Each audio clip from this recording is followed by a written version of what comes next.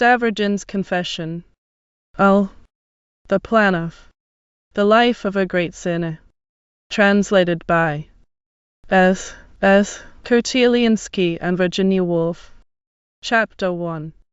At Tikhon's. Nikolai Vsevolodovich did not sleep that night, and all the time he sat on the sofa, often gazing fixedly at a particular point in the corner near the chest of drawers. All night long the lamp burned in his room. About 7 o'clock in the morning he fell asleep where he sat, and when Alexey Igorovitch, according to invariable custom, came into his room at 9:30 precisely with a cup of coffee and, by coming in, woke him, he seemed unpleasantly surprised that he should have slept so long and that it was already so late. He hastily drank his coffee, hastily dressed himself, and hurriedly left the house. To Alexey Igorovitch's hesitating question, "Any orders?" he made no reply. He walked along the street looking at the ground, deep in thought, save that now and then he looked up for a moment, raised his head, showing a certain vague but violent uneasiness. At one crossing, not far from the house, a crowd of peasants, about 50 or more, crossed the road. They walked orderly, almost silently, in deliberate order. At the little shop, where he had to wait a moment, someone said that these were S.H. Bigelin's workmen. He hardly paid any attention to them. At last, about 10:30, he approached the gate of Our Lady's Basofimov Monastery, on the outskirts of the town, by the river. Here only he suddenly seemed to remember something alarming and troublesome, stopped, hastily fumbled for something in his side pocket and smiled. Upon entering the enclosure, he asked the first youth he met how to find Bishop Tikhon, who was living in retirement in the monastery. The youth began bowing, and immediately showed the way. Near the little flight of steps, at the end of the long 2-storied monastery buildings, he was taken over from the youth, authoritatively and promptly, by a fat grey-haired monk, who took him through a long narrow corridor, also bowing all the time, though because of his fat he could not bow low, but only twitched his head frequently and abruptly, and all the time begging him to follow, though Nikolai Vsevolodovich followed without being told to. The monk asked questions incessantly and spoke of the Father Archimandrite, but, receiving no answers, he became more and more deferential. Stavrogin observed that he was known here, although, so far as he remembered, he had only been here as a child. When they reached the door at the very end of the corridor, the monk opened it, as if he had authority, and inquired familiarly of the lay brother, who instantly appeared, whether they might go in. Then, without waiting for a reply, he threw the door wide open, and, bending down, let the dear visitor enter. On receiving a gratuity, he quickly disappeared, as if in flight. Nikolai Vsevolodovich entered a small room, and almost at that very moment there appeared in the door of the adjoining room a tall thin man, aged about 55, in a simple cassock, looking rather ill, with a vague smile and with a strange, somewhat shy expression. This was that very Tikhon of whom Nikolai Vsevolodovich had heard for the first time from Shadov, and about whom he had since managed to collect in passing certain information. The information was varied and contradictory, but there was something common to it all, namely, that those who liked Tikhon and those who did not like him, there were such, both kept back something of their opinion. Those who did not like him probably did it out of contempt for him and his adherents, even the ardent ones, from a sort of modesty, as though wishing to conceal something about him, some weakness, some craziness perhaps. Nikolai Vsevolodovich had found out that Tikhon had been living in the monastery for about 6 years, and that the humblest people as well as the most distinguished were in the habit of going to him there, and that even in far distant Petersburg he had ardent admirers amongst men, but chiefly among women. Again, he had also heard from one stately-looking old man belonging to our club, a pious old man too, this opinion, that Tikhon is almost a madman and, undoubtedly, given to drink. For my own part, I shall add, although this is anticipating, that the last statement is complete rubbish, but that he is afflicted with a chronic rheumatic affection in his legs and suffers at times from nervous tremors. Nikolai Vsevolodovich also learnt that the bishop who lived in retreat in the monastery had not managed to inspire a particular respect for himself in the monastery itself, either through weakness of character or through absent-mindedness unforgivable and improper in one of his rank. It was also said that the Father Archimandrite, a stern man, conscientious in the discharge of his duties as Father Superior, and famous too for his scholarship, even cherished a certain hostility against him and condemned him not to his face, but indirectly for his slovenly mode of life, and almost accused him of heresy. The monks, too, treated the sick bishop not exactly with neglect, but with a sort of familiarity. The 2 rooms which composed Tikhon's cell were also rather strangely furnished. Side by side with clumsy old pieces of furniture, covered with shabby leather, were 3 or 4 elegant things: a superb easy-chair, a large writing table of excellent workmanship, a daintily carved bookcase, little tables, shelves, all of which had, of course, been given to him as presents. There was an expensive Baccara carpet, and also mats. There were engravings of worldly nature and of mythological subjects, and alongside with these in the corner there was a large shrine glittering with gold and silver icons, one of which was of very ancient date and contained relics. His library also, it was said, was of a too varied and contradictory character. Side by side with the works of the great ecclesiastics and Christian fathers there were works of drama and fiction, and perhaps something even worse. Footnote 4 of after Madeline is struck out, and at any rate, a perfectly talentless creature. After the first greetings, uttered with an evident awkwardness on both sides, hurriedly and even indistinctly, Tikhon led his visitor to his study, and, as if all the while in a hurry, made him sit on the sofa in front of the table, and sat down himself nearby in a wicker chair. To his surprise, Nikolai Vsevolodovich was completely at a loss. It looked as if he was making up his mind with all his might on a step extraordinary and inevitable, and yet at the same time almost impossible for him. For a minute he looked about the study, evidently without seeing what he looked at. He was thinking, but perhaps without knowing of what. He was roused by the stillness, and suddenly it appeared to him that Tikhon cast down his eyes with a kind of shyness, with a quite unnecessary smile. This instantly roused in him disgust and redaction. He wanted to get up and go. In his opinion, Tikhon was decidedly drunk. But the latter suddenly raised his eyes and looked at him with such a firm and thoughtful gaze, and at the same time with such an unexpected and enigmatical expression, that he nearly shuddered. And now it suddenly seemed to him something absolutely different, that Tikhon already knew why he had come, that he was already warned, although nobody in the whole world could know the reason, and that if he did not speak first, it was because he was sparing his feelings, was afraid of his humiliation. Footnote 5. After the words wicker chair there stood originally, Nikolai Vsevolodovich was still much distracted by some inner overpowering agitation. Footnote 6. After the words looked at originally stood, he thought and certainly did not know of what. Footnote 7. There is struck out, ridiculous. Do you know me? He suddenly asked abruptly. Did I introduce myself when I came in or not? Pardon me, I am so absent-minded. You did not introduce yourself, but I had the pleasure of seeing you once about 4 years ago here in the monastery. I chance. Tikhon spoke unhurriedly and evenly, in a soft voice, pronouncing his words clearly and distinctly. I was not in this monastery 4 years ago. Nikolai Vsevolodovich replied with unnecessary rudeness.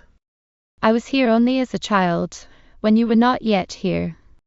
Perhaps you have forgotten? Tikhon observed guardedly and without insisting upon it. No, I have not forgotten. It would be ridiculous if I did not remember. Stavrogin on his part insisted rather too hotly.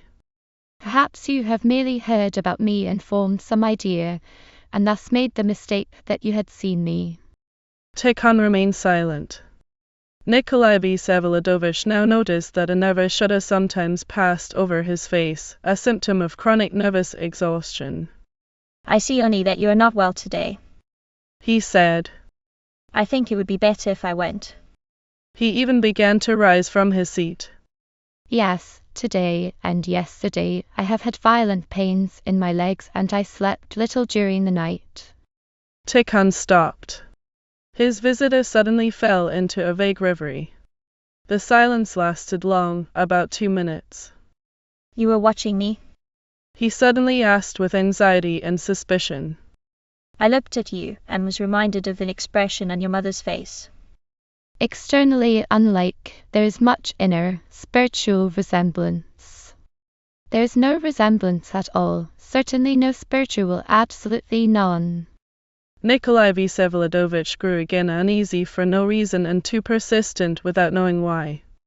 You say this just out of pity for my state, he said without thinking. Oh. Does my mother come and see you? Footnote 8.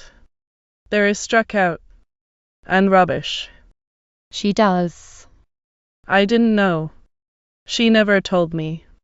Does she come often? Nearly every month, sometimes oftener. I never heard of that. I did not know. He seemed terribly alarmed by that fact. And she, of course, told you that I am mad. He broke out again. No, not exactly that you're mad though, I've heard that notion too, but from others. You must have a very good memory if you can remember such trifles. And did you hear about the slap in the face? I heard something about that. You mean everything. You must have a great deal of time on your hands. And about the duel too? Footnote 9. After. And about the duel. There followed originally. You did hear a great deal here. And about the duel. You don't need newspapers here. Should have warned you against me? No, I know Mr. Shatov, though, but I haven't seen him for a long time. HM. What's that map you have got there? The map of the last war. What do you want with it? I wanted to refer to it in reading this book. It's a most interesting description. Let me see. Yes, the account is not bad.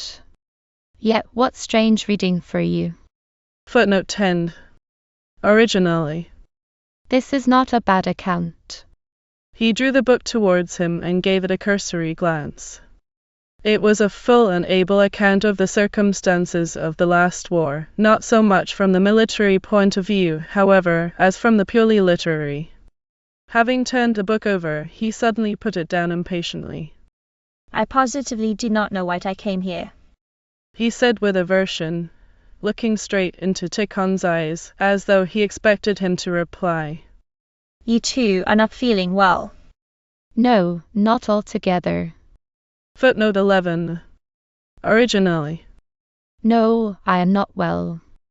And suddenly he related, in the shortest and most abrupt manner so that certain words could hardly be understood, that he was subject, especially at nights, to a kind of hallucinations, that he sometimes saw or felt near him a spiteful being, mocking and rational, in various forms and in various characters, but it is always one and the same, and I always fly into a rage.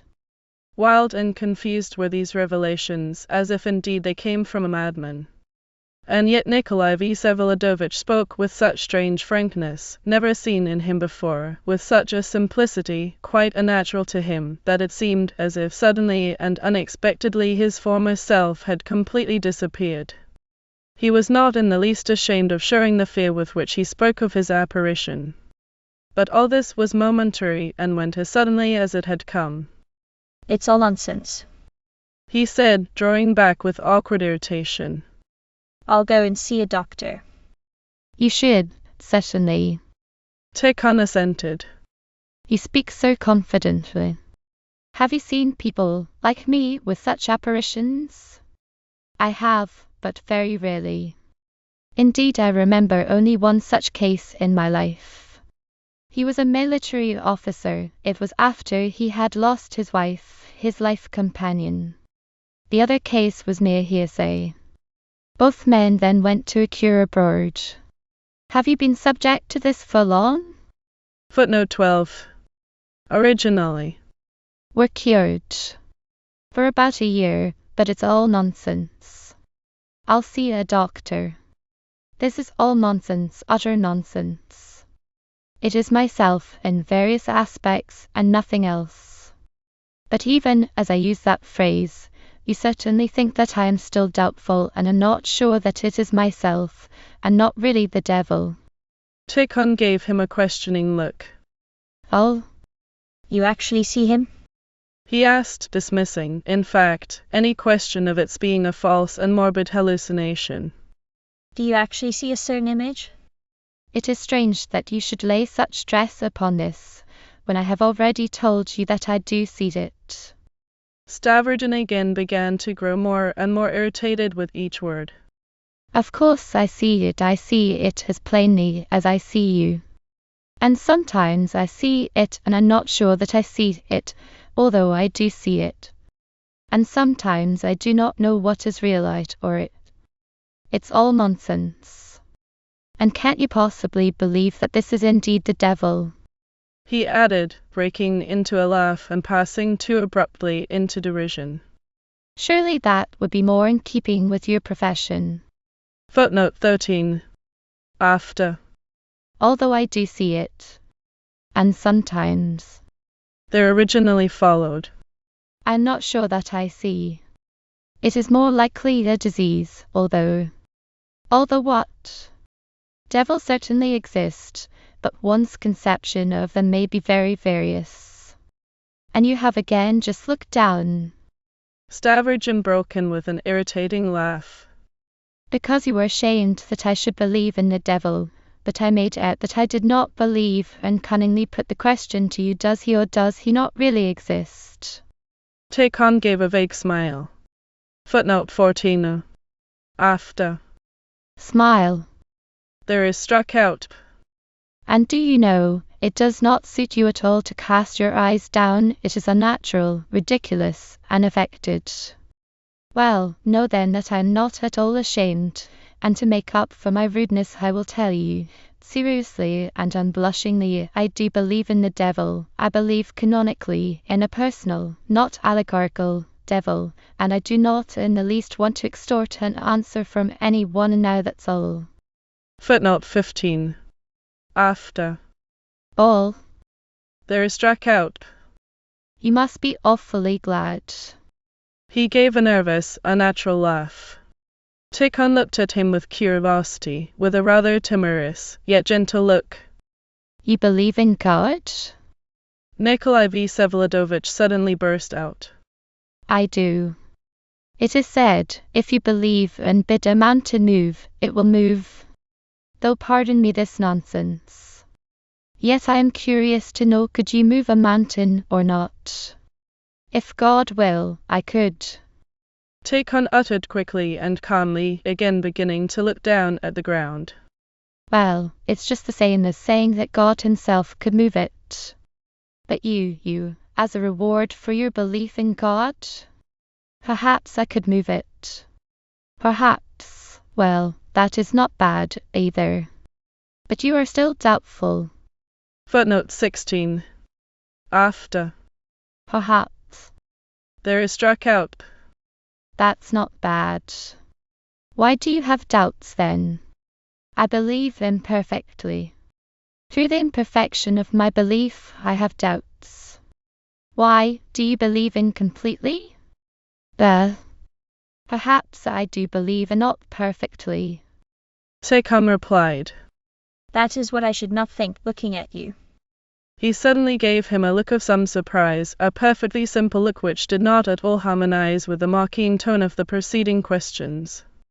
Well, at any rate you do believe that, even if it be with God's help, you could move it, and that is something, after all.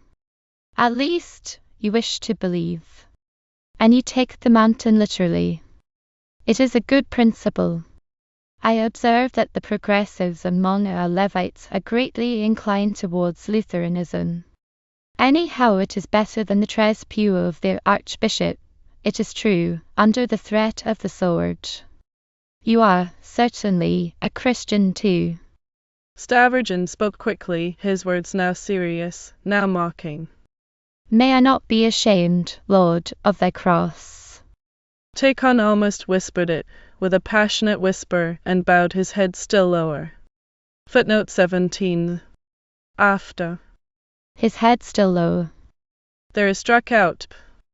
The corners of his lips suddenly began twitching, quickly and nervously. And can one believe in the devil without believing in God? Stavrogin laughed. Oh, there are such people everywhere. Tikhon raised his eyes and smiled.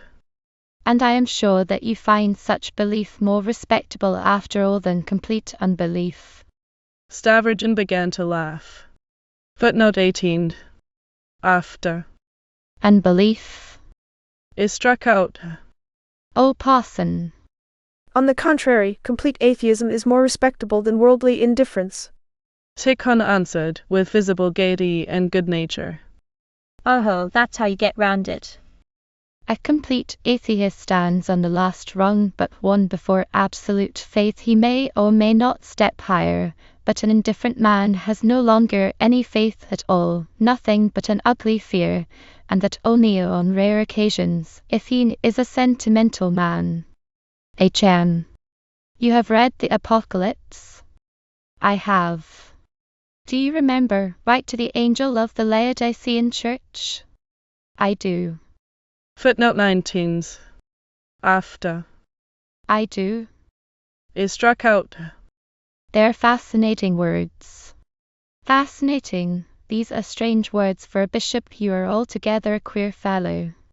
Where is the book? Stavrogin began with a strange hurry and anxiety, searching with his eyes for the book on the table. I want to read to you. You have a Russian translation? I know the passage. I remember it. Tikhon murmured. Do you know it by heart? Read it. He at once looked at the ground, rested both his hands on his knees, and impatiently prepared to listen.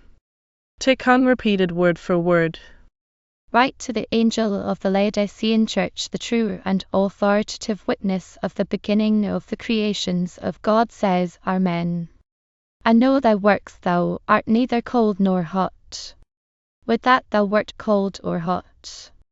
But in so far as thou art lukewarm, and neither hot nor cold, I shall spew thee out from my lips. For thou sayest, I am rich, I have everything, and need nothing, but thou knowest not that thou art miserable, and poor, and beggarly, and blind, and naked. Enough.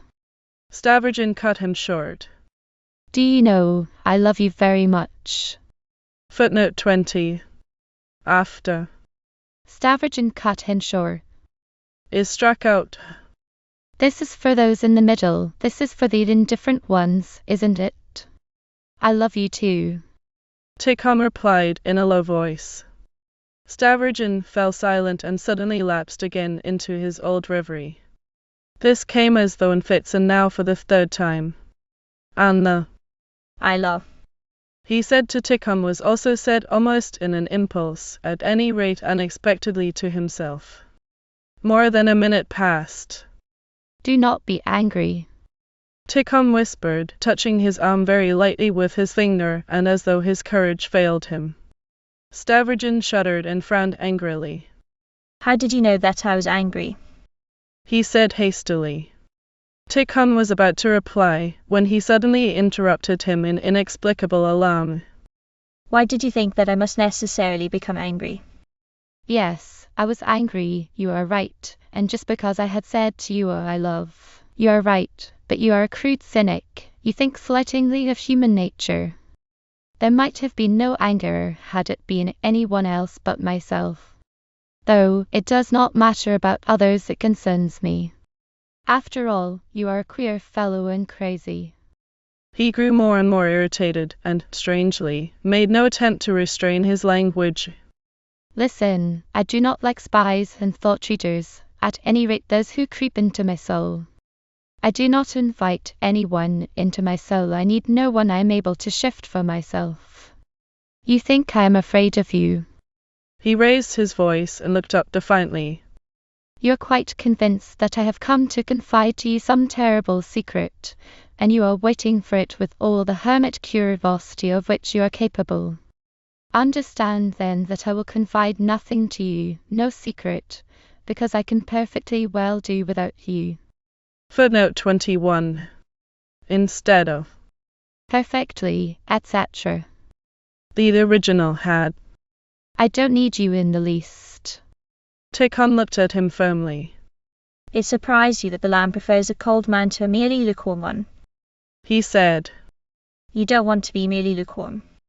I have a foreboding that you are possessed by an extraordinary intention, perhaps a terrible one. I implore you, don't torment yourself and tell me everything. Footnote 22. After. Tell everything. There is struck out. For which you came here. And you knew for certain that I'd come with something. I guessed it. Tikhon replied in a whisper, looking down. Footnote 23. After. Guess. There is struck out. From your face. Nikolai VSEVOLODOVICH was rather pale. His hand shook a little.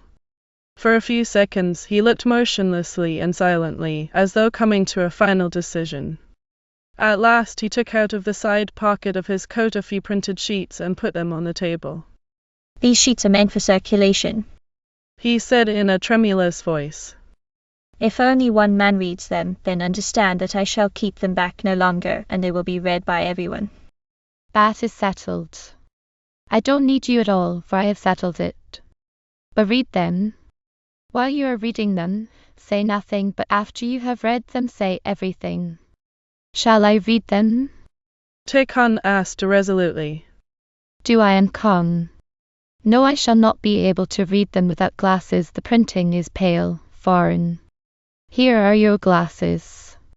Stavrogin took them from the table and handed them to him, and leant on the back of the sofa. Tikhon did not look at him, and plunged straight into the reading. Roman 2. The printing was in fact foreign, 3 little sheets of ordinary small-sized writing paper printed and stitched together. It must have been printed secretly at a Russian press abroad, and the sheets at the first glance looked very much like a political pamphlet. The title read, From Stavrogin. I insert the document literally in my chronicle.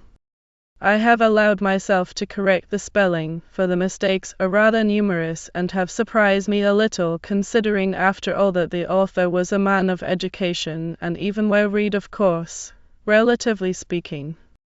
But in this style I have made no alterations whatever, in spite of its irregularities. It is at any rate clear that the writer was above all not a man of letters. Footnote 24. After. Chronicle. There is struck out. It must be supposed that it is now known to many. Footnote 25. After the words. Above all not a man of letters. There is written in Dostoevsky's hand on the proofs. One remark, only one. In the text of the opening of chapter 1 published as a supplement to Vol. Roman 8. The Jubilean edition of 1906 of Dostoevsky's works, there's the following passage, which is not in the proofs. I shall allow myself one more remark, although I am straying in advance of my story. This document is, in my opinion, a morbid work, a work of the devil who took hold of that gentleman. It is like this, as if a man was suffering from acute pain and tossing about in bed, trying to find a position to relieve his pain even for a moment. Not even to relieve the pain, but only to change it, momentarily, for another. In a situation like that, one of course does not bother about the becomingness or good sense of the position. The fundamental idea of the document is a terrible, undisguised craving for self-punishment, the need for the cross, for immolation in the eyes of all. And yet this need for the cross in a man who does not believe in the cross, does not this in itself form an idea, as Stepan Trofimovich expressed himself once on a different occasion though? On the other hand, the document is at the same time something wild and random, although evidently written with a different intention. The author declares that he could not help writing it, that he was compelled, and this is quite likely he would have been glad to let that cup pass him by, if only he could, but he indeed, so it seems, could not do so, and he merely snatched at a convenient excuse for a fresh outburst. Yes, the sick man tosses about in his bed and wishes to exchange one pain for another, and now the struggle with society appears to him the easiest position, and he throws out a challenge to it. Indeed, in the very fact of such a document is implied a new, unexpected, and unforgivable defiance of society only to find some enemy to pick a quarrel with. And who can say? Perhaps all this, the sheets and their intended publication, are but the same as the governor's bitten ear, only in a different shape. But why this should come into my mind now, when so much has already been explained, I can't understand. I bring forward no proof, nor do I at all assert that the document is false, that is, completely made up and fabricated. Most likely the truth ought to be sought somewhere midway. However, I have already wandered too far in advance. It is safer to turn to the document itself. This is what I can read. Here ends the first chapter in the supplement to Vol. Roman 8. Of Dostoevsky's works, Jubilee edition, 1906. From Stavrogin. I, Nikolai Stavrogin, retired officer, lived in the year 186. In Petersburg, abandoned to vice, in which I found no pleasure. For a certain period at that time I rented 3 lodgings. In one of them I lived myself and boarded and lodged, and there at that time lived Merida Lebyadkin, now my lawful wife. My other 2 lodgings I rented by the month for the purpose of an intrigue. In one I received a certain lady who loved me, and in the other her maid, and for a time I was much engrossed with the notion of contriving that both the lady and the maid should meet each other at my lodging. Knowing the characters of both, I anticipated for myself great pleasure from that joke. Footnote 26. After. Should meet, etc. There is struck out. In the presence of my friends and of her husband. While I was gradually preparing for this meeting, I had to go more often to one of the 2 lodgings in a large house in Gorokhovaia Street, since that was the place where the maid and I met. I had only one room there, on the 5th floor, which I rented from some Russian working-class people. They themselves fitted themselves into the adjoining room, which was smaller than mine, and so much so that the door dividing my room from theirs always stood open, which was what I wanted. The husband, a clerk in some office, used to be out from early morning till night. His wife, a woman of about 40, was occupied in cutting down old clothes and making them up into new, as she'd also frequently left the house to deliver her work. I remained alone with their daughter, who was quite a child to look at. They called her Matryoshka. Her mother loved her, but often beat her, and, as is the custom of these people, shouted at her horribly. This little girl waited on me and tidied up after me behind the screens. I declare I have forgotten the number of the house. Now, upon inquiry, I find that the old house has been demolished, and, where there were then 2 or 3 houses, there is now one very large new house. I have also forgotten my landlord's name, or perhaps I never knew it even at the time.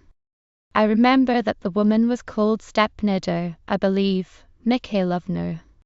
Him I do not remember. I suppose that if a search was started and all possible inquiries made by the Petersburg police, they could be traced. The flat was in a courtyard, in the corner. All happened in June. The house was painted a bright sky blue. Footnote 27. After. With their daughter. Is struck out. I think her age was about 14. Footnote 28. After. I do not remember. Is struck out. Who they are, from where they come, and where they are now, I don't know in the least. One day I missed from my table a penknife which I did not need in the least, and which lay there for no particular reason. I told my landlady, without thinking that she would thrash her daughter for it. But the landlady had just been scolding the little girl for the loss of some rag, suspecting that she had stolen it, and had even pulled her hair. When that rag was found under the tablecloth, the little girl did not utter a single word of complaint, and just looked in silence. I noticed that, and then for the first time I observed the face of the little girl, which until then I had hardly noticed properly. She had fair hair, and a freckled, ordinary face, but there was much in it that was childish and quiet, extraordinarily quiet.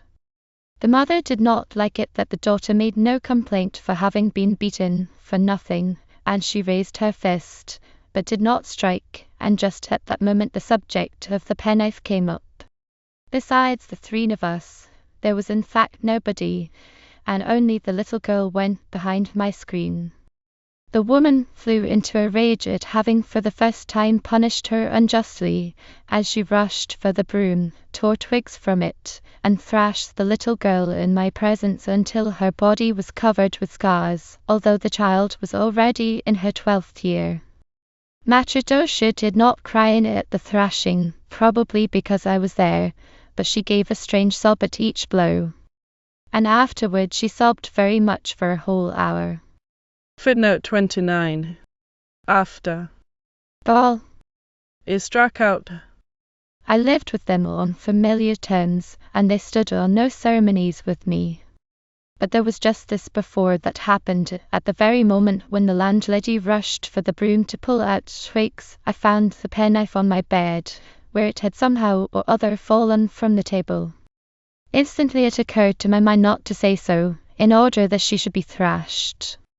I decided on it instantaneously. In such moments my breathing always stops. But I mean to tell the whole thing in the plainest language, so that there can no longer remain anything concealed. Every unusually disgraceful, utterly degrading, dastardly, and, above all, ridiculous situation in which I ever happened to be in my life, always roused in me, side by side with extreme anger, an incredible delight. I felt exactly this in moments of committing crimes and in moments when life was in danger. If I stole, I would feel, while committing the theft, a rapture from the consciousness of the depth of my vileness. It was not the vileness that I loved here, my mind was perfectly sound, but I enjoyed rapture from the tormenting consciousness of the baseness. In the same way each time when, standing at the barrier, I waited for my opponent to fire, I experienced just the same disgraceful and wild sensation, and once I did so with extraordinary vividness.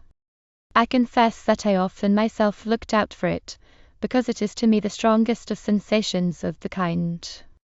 When I received a slap in the face, and I received two in my life, it was there too, in spite of my terrible anger. But if the anger is checked by it, then the delight surpasses anything that can be imagined. I never spoke of this to anyone, even by a hint, and I concealed it as a shame and disgrace. But when I was once soundly beaten in a public house in Petersburg and was dragged by the hair, I did not experience that sensation, but only an incredible anger, not being intoxicated, had I put up a fight. But had I been seized by my hair and forced down by the French Viscount abroad who slapped me on the cheek and whose lower jaw I shot away for it, I should have felt a rapture and, perhaps, should not have felt anger. So it seemed to me then.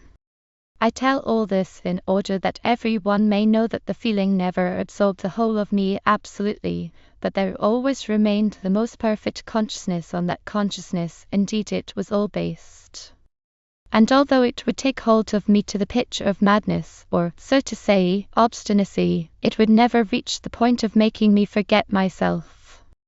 It reached in me the point of a perfect fire, but I could at the same time overcome it completely, even stop it at its climax, only I never wished to stop it. I am convinced that I could live all my life as a monk, in spite of the brutal voluptuousness with which I am gifted and which I've always called forth. I'm always master of myself when I want to be. And so let it be understood that I do not claim a responsibility for my crimes, either on account of environment or disease. Footnote 30. After. Always called forth. There is struck out. Having indulged up to the age of 16 with extraordinary moderation in the vice to which J. Rousseau confessed, I stopped it at the very moment which I had fixed, at the age of 17. The thrashing over, I put the penknife in my waistcoat pocket and, without saying a single word, left the house and threw it away in the street, a long distance from the house, so that nobody should ever discover it. Then I waited 2 days. The little girl, after she had cried, became even more silent against me. I am convinced she had no spite. Though she was, certainly, ashamed that she had been punished in that way in my presence. But for the shame she, like the child she was, assuredly blamed no one but herself. Footnote 31. After. Presence. Is struck out. She did not cry, but only sobbed under the blows, certainly because I stood there and saw everything. Footnote 32. After. Herself. Is struck out. Up till now she perhaps only feared me, not personally, but as a lodger, a stranger, and, I believe, she was very timid. It was precisely during those 2 days that I once put to myself the question, could I go away and give up the plan I had invented? And I immediately felt that I could at any moment and at once. About that time I wished to kill myself from the disease of indifference, or rather, I don't know the reason, but during those 2 or 3 days, for it was necessary to wait till the little girl forgot it all, I, probably in order to divert myself from the idea which obsessed me, or for fun, committed a theft in the rooms. This was the only theft of my life. There were many people crowded in those rooms. Amongst others there lived there a minor official with his family in 2 rooms. He was about 40, not altogether a fool, and had a decent appearance, but was poor. I did not make friends with him, and he was afraid of the company that surrounded me there. He had only just received his salary, 35 rubles. What chiefly influenced me was that I at that moment needed money, although 4 days later I received money by post, so that I stole, as though out of want, and not for fun. It was done impudently, and obviously I simply entered his room, when he, his wife, and children were dining in the other little room. There on the chair by the door lay his folded uniform. That idea suddenly occurred to me when I was in the corridor. I put my hand into the pocket and took the purse. But the official heard a movement and looked out of his room.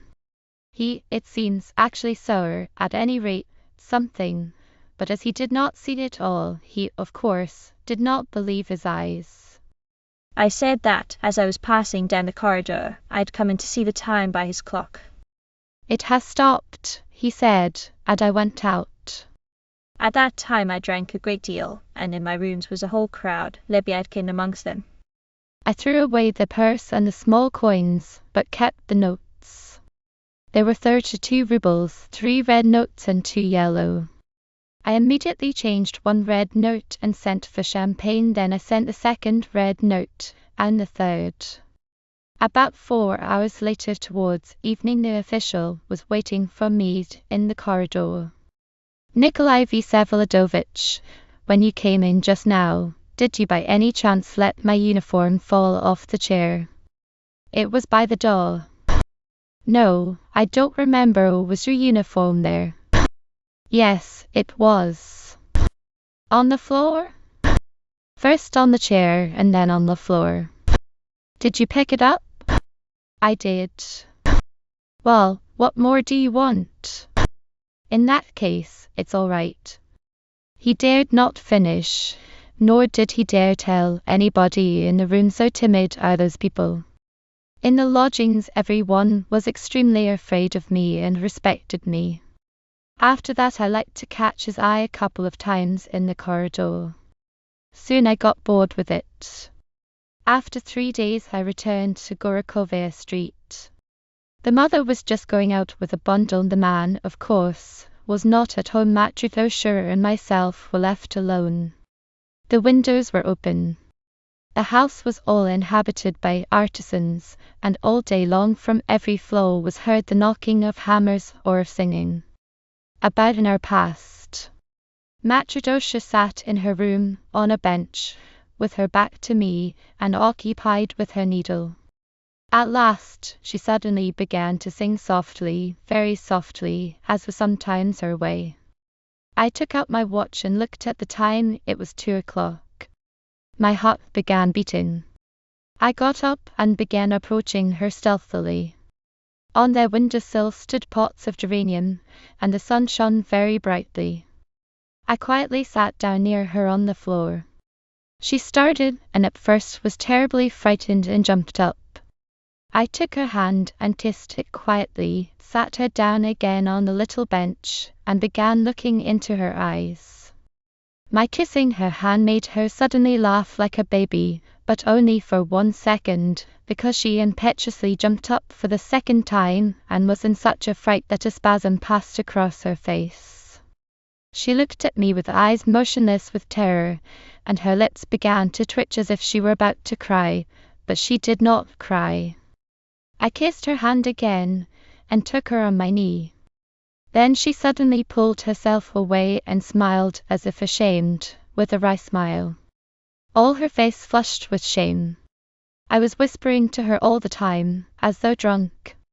At last, all of a sudden, such a strange thing happened, which I shall never forget and which bewildered me. The little girl flung her arms round my neck and suddenly began to kiss me passionately.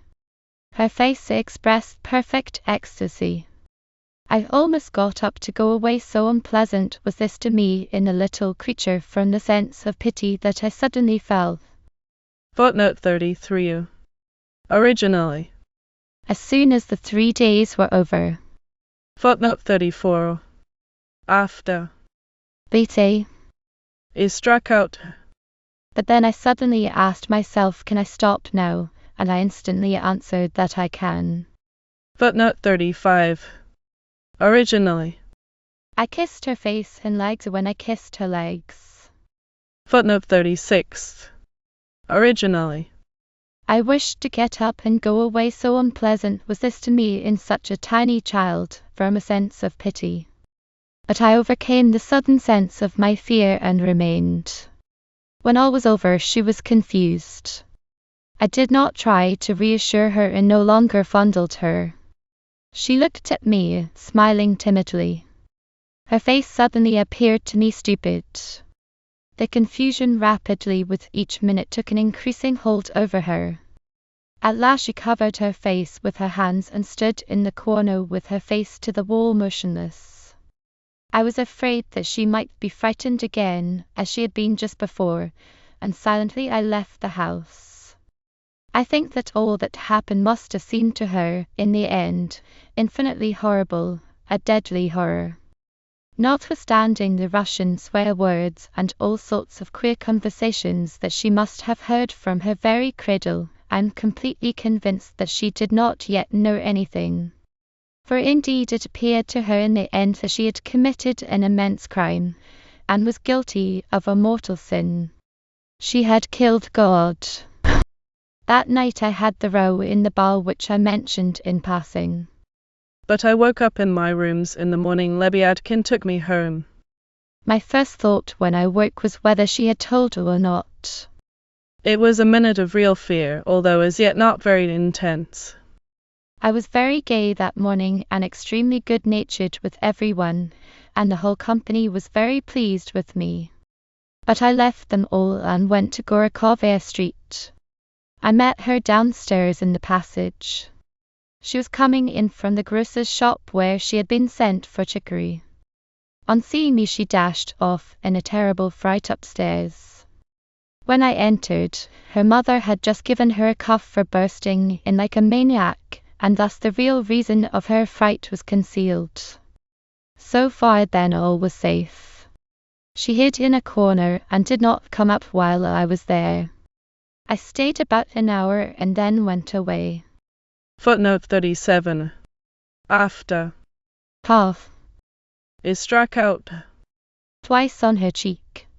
Towards evening I again felt the fear, but incomparably more intense.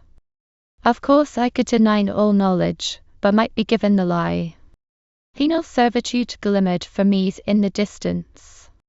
I had never felt fear, and all my life, except in this one case, I never before nor after was afraid of anything, particularly of Siberia, although I might have been deported there more than once.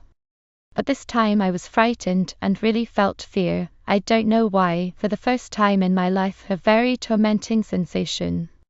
Besides, that evening in my rooms, I got to hate her to such an extent that I decided to kill her. My chief hatred was at the recollection of her smile.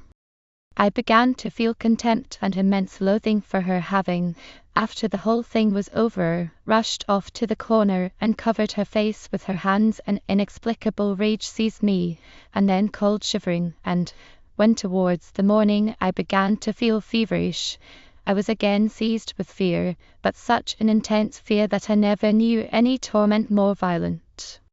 Yet I no longer hated the little girl, at any rate it did not reach such a paroxysm as on the previous evening. I realized that intense fear completely drives away hatred and the feeling of revenge.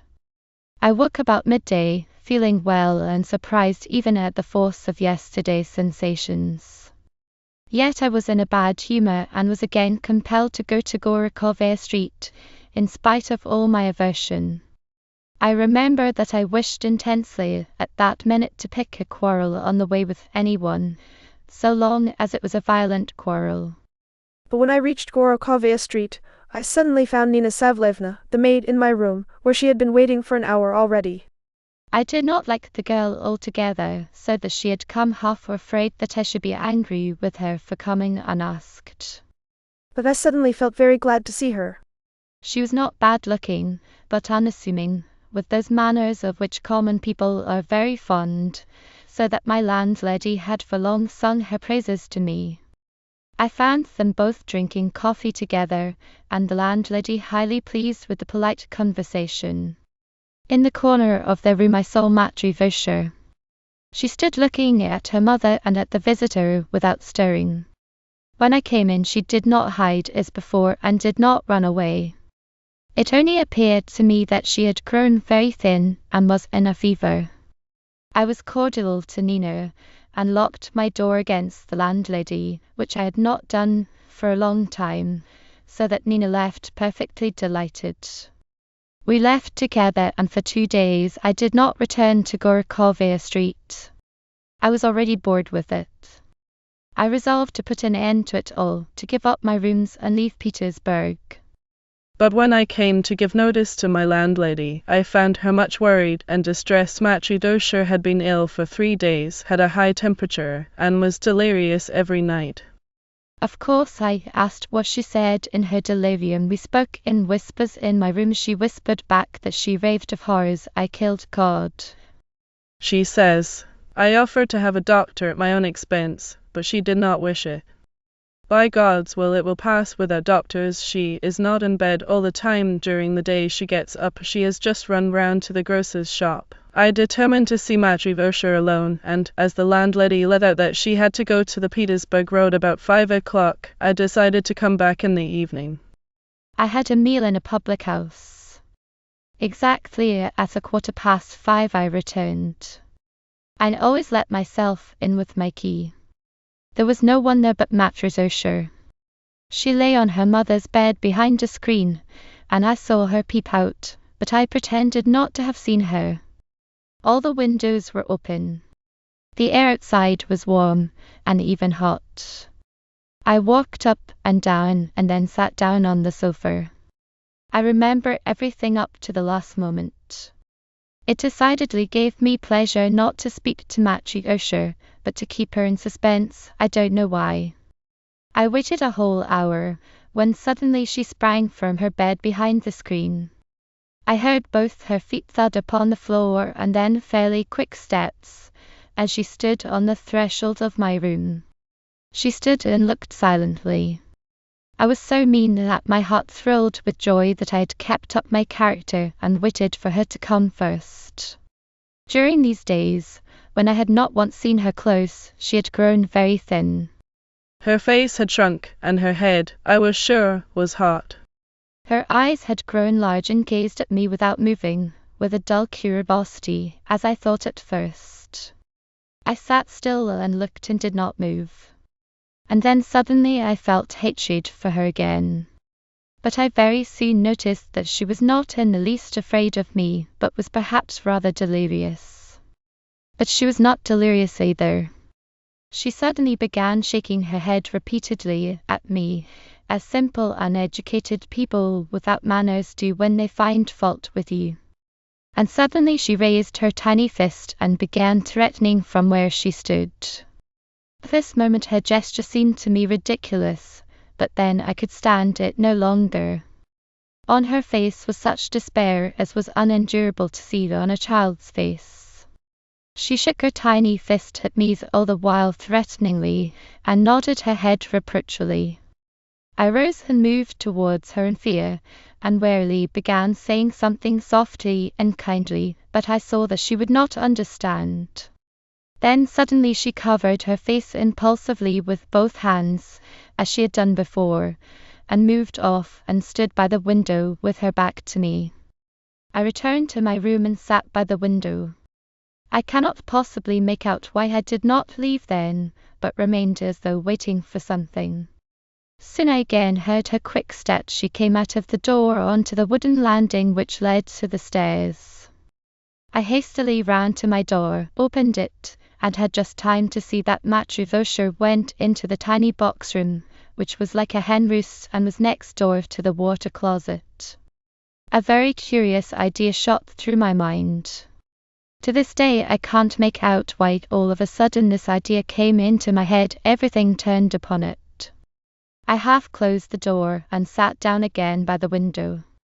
Of course, it was still impossible to believe in this sudden idea, but after all I remember everything, and my heart beat violently. Footnote 38. After. No longer. Is struck out. I rose and moved close to her. After a minute I looked at my watch and noted the time with perfect accuracy. Why I should need to know the time so precisely, I don't know, but I was able to do it, and altogether at that moment I wanted to notice everything. So that I remember now what I noticed and see it as if it were before me. The evening drew on. A fly buzzed about my head and settled continually on my face. I caught it, held it in my fingers, and put it out of the window. Very loudly a van entered the courtyard below. Very loudly, and for some time before, a tailor, sitting at his window in the corner of the courtyard, sang a song. He sat at his work, and I could see him there. It struck me that, as nobody had met me when I passed through the gate and came upstairs, it was also, of course, not necessary that I should be seen now when I should be going downstairs, and I moved my chair from the window purposely so that I could not be seen by the lodgers. I took a book, but threw it away, and began looking at a tiny reddish spider on the leaf of a geranium, and I fell into a trance. I remember everything up to the last moment. Suddenly I took out my watch. 20 minutes had passed and she went out of the room. The conjecture was assuming the shape of a probability. But I determined to wait precisely 15 minutes more. It also crossed my mind that perhaps she had come back, and that I perhaps had not heard her. But that was impossible. There was a dead silence, and I could hear the hum of every small fly. Suddenly my heart began bounding again. I looked at my watch. It was 3 minutes short of the quarter. I sat them out, though my heart beat so as to hurt me. Then I got up, put on my hat, buttoned my overcoat, and looked round the room. Had I left any traces of my visit? I moved the chair closer to the window just as it had been before. At last I gently opened the door, locked it with my key, and went to the little box room. It was closed, but not locked. I knew that it did not lock, but I did not want to open it, and I stood on tiptoe and began looking through the chink. At that moment, standing on tiptoe, I remembered that, when I sat by the window and looked at the little red spider and fell into a trance, I had been thinking of how I should stand on tiptoe and peer through this very chink. I mention this detail because I wish to prove fully to what an extent I was obviously in possession of my mental faculties, and I held myself responsible for everything. For a long time I peered through the chink, but it was dark there, but not absolutely, so that at last I saw what I wanted. Footnote 39. After. Room. Is struck out. To see if everything was in its place as before. Footnote 40. After. What I wanted. Is struck out. I wanted all the while to be completely sure. At last I decided to leave. I met no one on the stairs. 3 hours later, we were all drinking tea in our shirt sleeves in our rooms and playing with a pack of old cards. Lebyadkin recited poetry. Many stories were told, and, as if on purpose, they were good and amusing, and not as foolish as usual. Kirillov too was there. No one drank, although there was a bottle of rum, but only Lebyadkin took a pull at it now and then. Footnote 41. Instead of. At last, etc.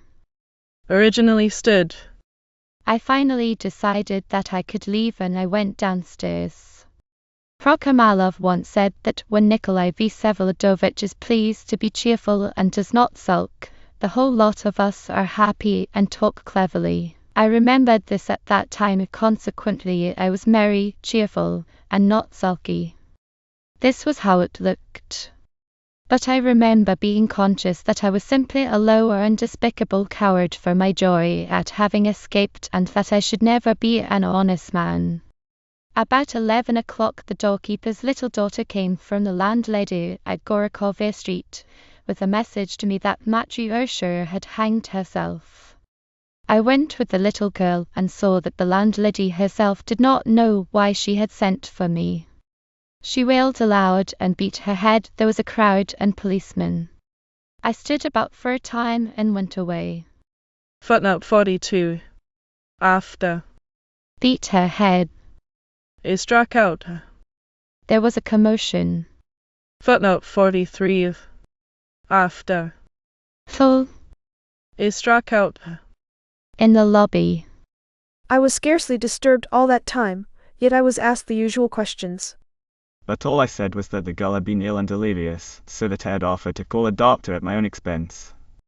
They also questioned me about the penknife, and I said that the landlady had thrashed her, but that there was nothing in that. Nobody knew about my having been there that evening. Footnote 44. There is struck out. I heard nothing of the result of the medical evidence. For about a week I did not call there. I went at last to give notice about the room. The landlady was still crying, although she was already messing about with her rags and sewing as usual. It was for your penknife that I wronged her, she said to me, but without much reproach. I settled my account with her, and gave as an excuse for going that I could not remain in a house like that to receive Nina Savlovna. At parting, she again praised Nina Savlovna to me. When I left, I gave her 5 rubles over and above what was due for the room. Footnote 45. The words. After she had been long buried. Are struck out. In the main I was sick of life, to the verge of madness. The incident in Gorokovia Street, after the danger was over, I would have completely forgotten, just as I forgot all the other events of that time, had I not for a certain time remembered with anger what a coward I had been. I vented my anger on anyone I could find. About that time, altogether for no definite reason, I took it into my head to cripple my life, but only in as disgusting a way as possible. Already for about a year I had been thinking of shooting myself, but something better presented itself. One day, as I looked at the lame Maria Timofevna Lebyadkin, the woman who in a sense tidied up the rooms, and at that time was not yet mad, but simply an exalted idiot, in secret madly in love with me, which my friends had discovered, I suddenly determined to marry her. This idea of the marriage of Stavrogin with that lowest of creatures excited my nerves. Anything more monstrous it was impossible to imagine. At any rate I married her, not simply because of a bet made after dinner in one's cups. The witnesses were Kirillov and Peter Verkovensky, who happened to be in Petersburg, and lastly, Lebyadkin himself and Prokhomalov, who is now dead. No one else ever knew of it, and those who did swore to keep silence. That silence always seemed to me a kind of meanness, but it has not been broken up till now. Although I intended to make it public, now I make it public as well as the rest. Footnote 46. After the word Agin is struck out, I will not decide one way or another whether into my resolution there entered, even unconsciously of course, unconsciously, anger for the wild cowardice which had possessed me after the affair with Matryoshka. Really, I do not think so. The wedding over, I went to the country to stay with my mother. I went to distract myself. In our town I had left behind me the idea that I was mad, which idea still persists even now and undoubtedly does me harm, as I shall explain later. After that I went abroad and remained there 4 years. I was in the East in the monastery on Mount Athos and attended religious services which lasted 8 hours. I was in Egypt, lived in Switzerland, travelled even in Iceland, spent a whole year at Göttingen University. During the last year I became very friendly with a distinguished Russian family in Paris and with 2 Russian girls in Switzerland.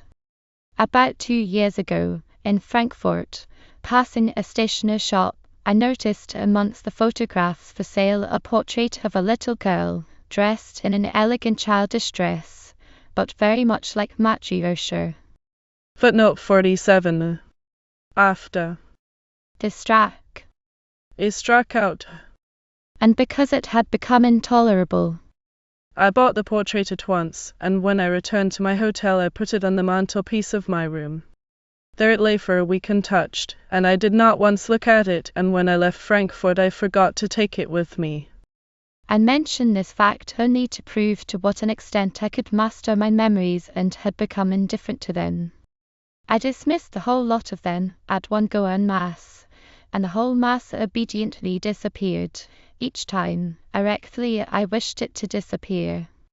To recall the past always bored me, and I never could talk about the past, as nearly all people do, the more so that it was, like everything else concerning me, hateful to me. As for Matryoshka, I even forgot to take her picture from the mantelpiece. About a year ago, in the spring, travelling through Germany, I forgot absent-mindedly to get out at the station where I had to change, and so went on the wrong line. At the next station I had to get out. It was past 2 o'clock in the afternoon and a fine bright day. It was a tiny German town. I was shown to a hotel. I had to wait, for the next train did not arrive until 11 o'clock at night. I was even pleased with my adventure, as I was in no hurry to get anywhere.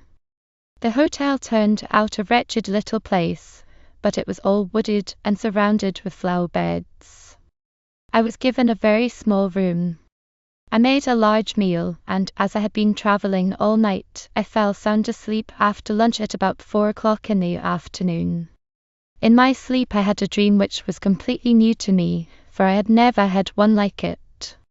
In the Dresden Gallery there is a picture by Claude Lorraine, called in the catalogue, I think, Assis in Galatia, but I've always called it the Golden Age. I don't know why. I had seen it before, but about 3 days ago, as I passed through Dresden, I saw it again. I even went on purpose to have a look at it, and possibly for this alone I stopped at Dresden. It was that picture I dreamt of, but not as of a picture, but as of a reality. A corner of the Greek archipelago, blue caressing waves, islands and rocks, fertile shore, a magic vista on the horizon, the appeal of the setting sun, no words could describe it. Here was the cradle of European man, here were the first scenes of the mythological world, here its green paradise. Here had once lived a beautiful race. They rose and went to sleep happy and innocent, they filled the woods with their joyful songs, the great abundance of their virgin powers went out into love and into simple happiness. The sun bathed these islands and sea in its beams, rejoicing in its beautiful children. Wonderful dream, splendid illusion. A dream the most incredible of all that had ever been dreamt, but upon it the whole of mankind has lavished all its powers throughout history, for this it has made every sacrifice, for this men have died on the cross and their prophets have been killed. Without this, nations will not live and are unable even to die. I lived through all these feelings in my dream. I do not know what exactly I dreamt about, but the rocks, the sea, and the slanting rays of the setting sun, all these seemed to be still visible to me, when I woke and opened my eyes and, for the first time in my life, found them full of tears. A feeling of happiness, until then unfamiliar to me, went through my whole heart, even painfully. It was now evening. Through the window of my tiny room, through the green leaves of the flowers standing on the sill, poured a shaft of bright slanting rays from the setting sun, and bathed me in their light. I quickly shut my eyes again, as if longing to bring back the vanished dream, but suddenly, in the middle of the bright light, I saw a tiny point. The point began suddenly to take a definite form, and all of a sudden I distinctly pictured to myself a tiny reddish spider. At once I remembered it on the leaf of the geranium, upon which, too, had poured the rays of the setting sun. It was as though something were plunged through me. I raised myself and sat on my bed. That's all how it happened then. I saw before me. Oh, not in the flesh. Would that the vision had been true. I saw before me Matrodosha, emaciated, with feverish eyes, in every point exactly as she was when she stood on the threshold of my room and, shaking her head at me, threatened me with her tiny fist. Nothing has ever been so agonizing to me. The pitiable despair of a helpless creature with an unformed mind, threatening me with what? What could she do to me, O Lord, but blaming, of course, herself alone? Nothing like that has ever happened to me. I sat till night came, without moving, having lost count of time. Is this what they call remorse or repentance? I do not know, and even now cannot say. But it was intolerable to me, that image of her standing on the threshold with her raised and threatening little fist, merely that vision of her then, that moment then, that shaking of her head. It is precisely that which I cannot endure, because since then it has come to me almost every day. Not that it comes itself, but that I bring it before myself and cannot help bringing it, although I can't live with it. Oh, if I could ever see her in the flesh, even though it were an hallucination. Footnote 48. After. Preacher. Is struck out. Of 10 years. Footnote 49. After. Even now. Is struck out. The recollection of the deed itself is perhaps not even now loathsome to me. Perhaps the memory of it even now contains something which is gratifying to my passions. Footnote 50. After. Hallucination. Is struck out. I have other old memories, perhaps worse than this. There was a woman whom I treated worse, as she died of it. I killed 2 men in a duel who had done me no harm. I was once mortally insulted, and did not avenge myself.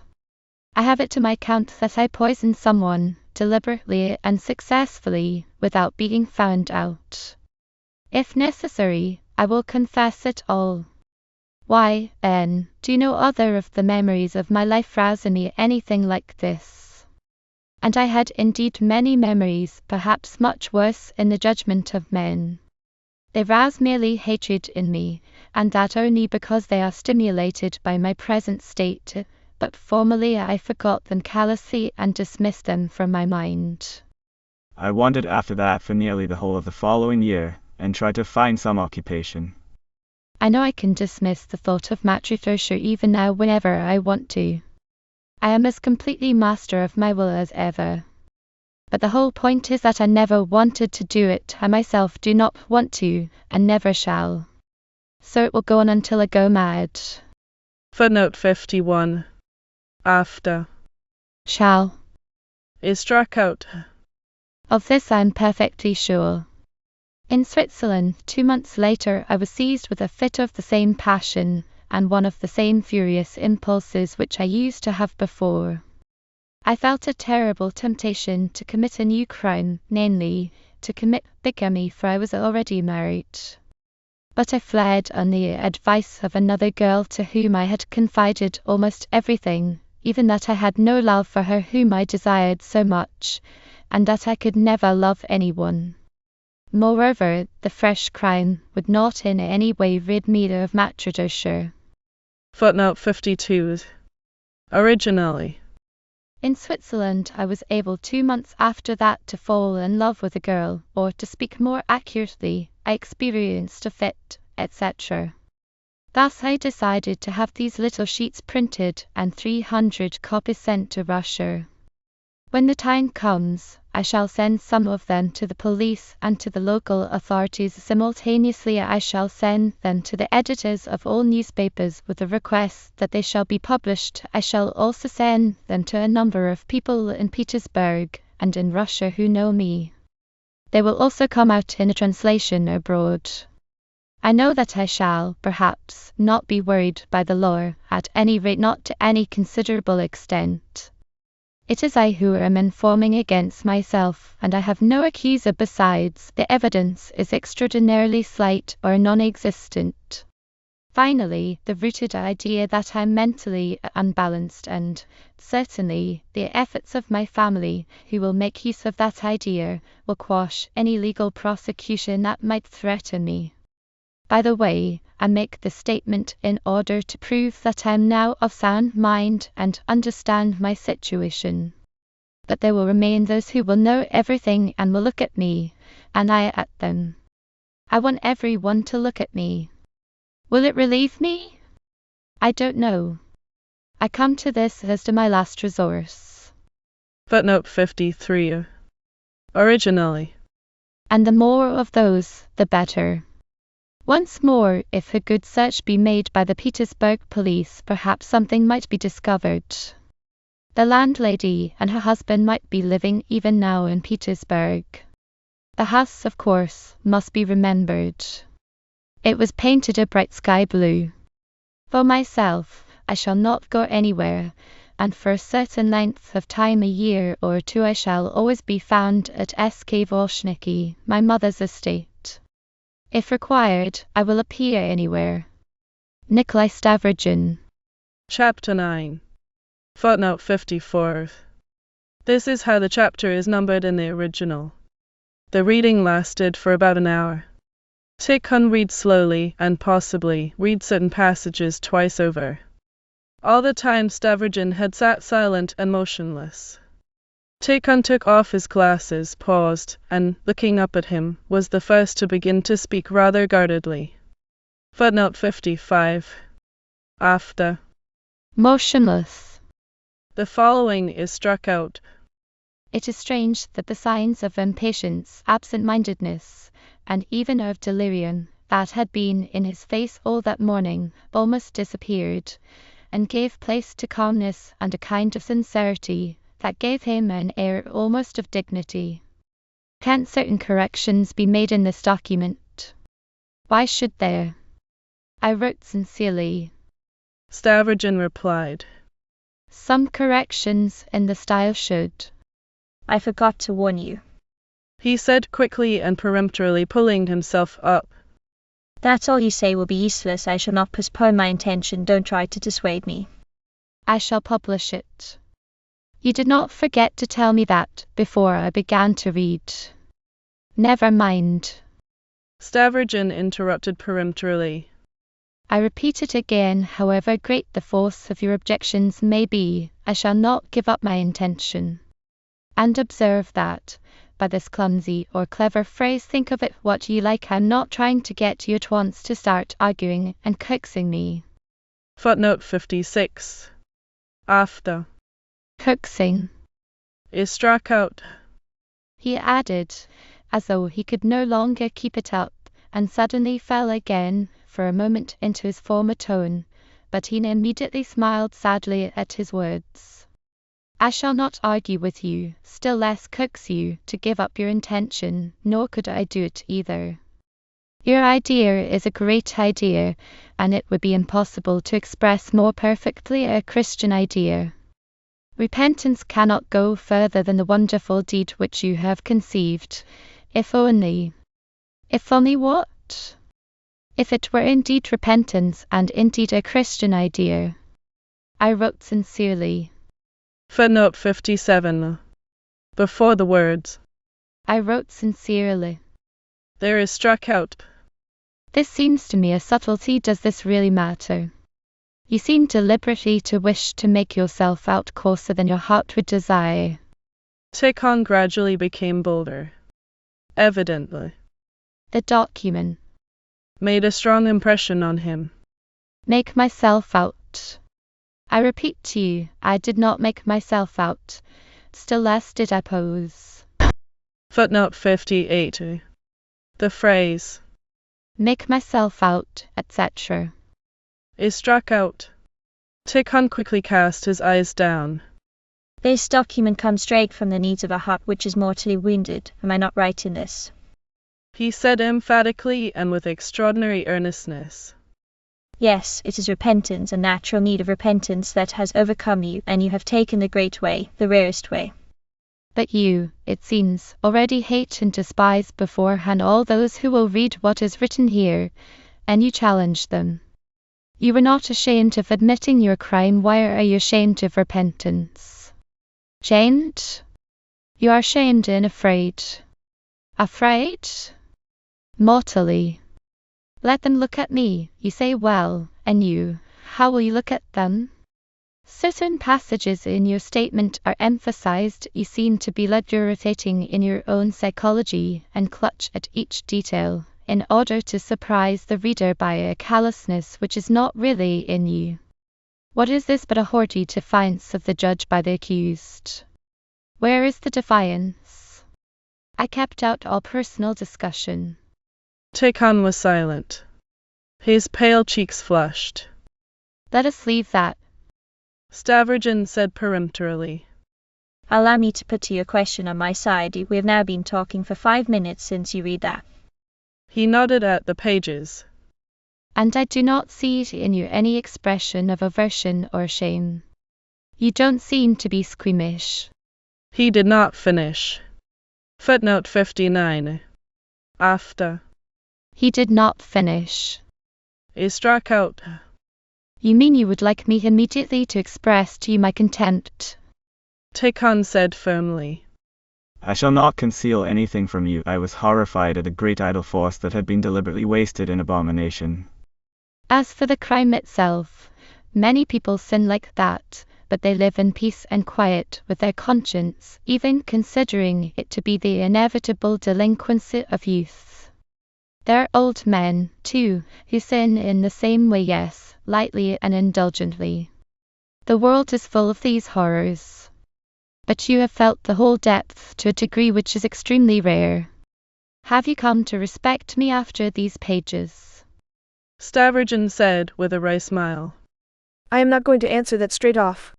But there certainly is not, nor can there be, a greater and more terrible crime than your behavior towards the girl.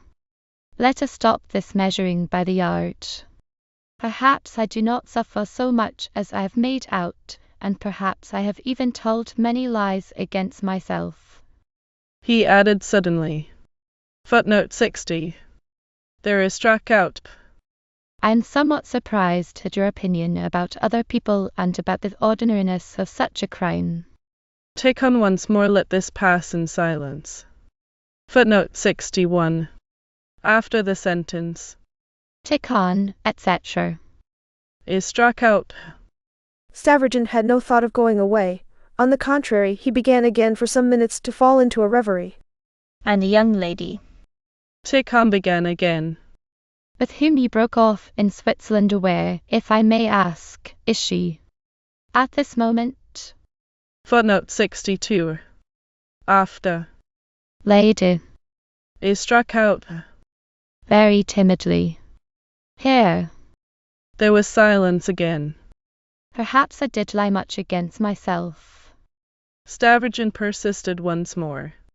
Well, what does it matter that I challenge them by the coarseness of my confession, if you notice the challenge? I shall make them hate me still more, that's all. Surely that will make it easier for me. Footnote 63. All this passage from Well, to easier for me. is struck out. That is, anger in you will rouse responsive anger in them, and, in hating, you will feel easier than if you accepted their pity. You are right. You understand. He laughed suddenly. They may perhaps call me a Jesuit and sanctimonious hypocrite after the document. Ha ha ha. Thus. Certainly there's sure to be some such opinion. And do you expect to carry out your intention soon? Today, tomorrow, the day after tomorrow, how do I know?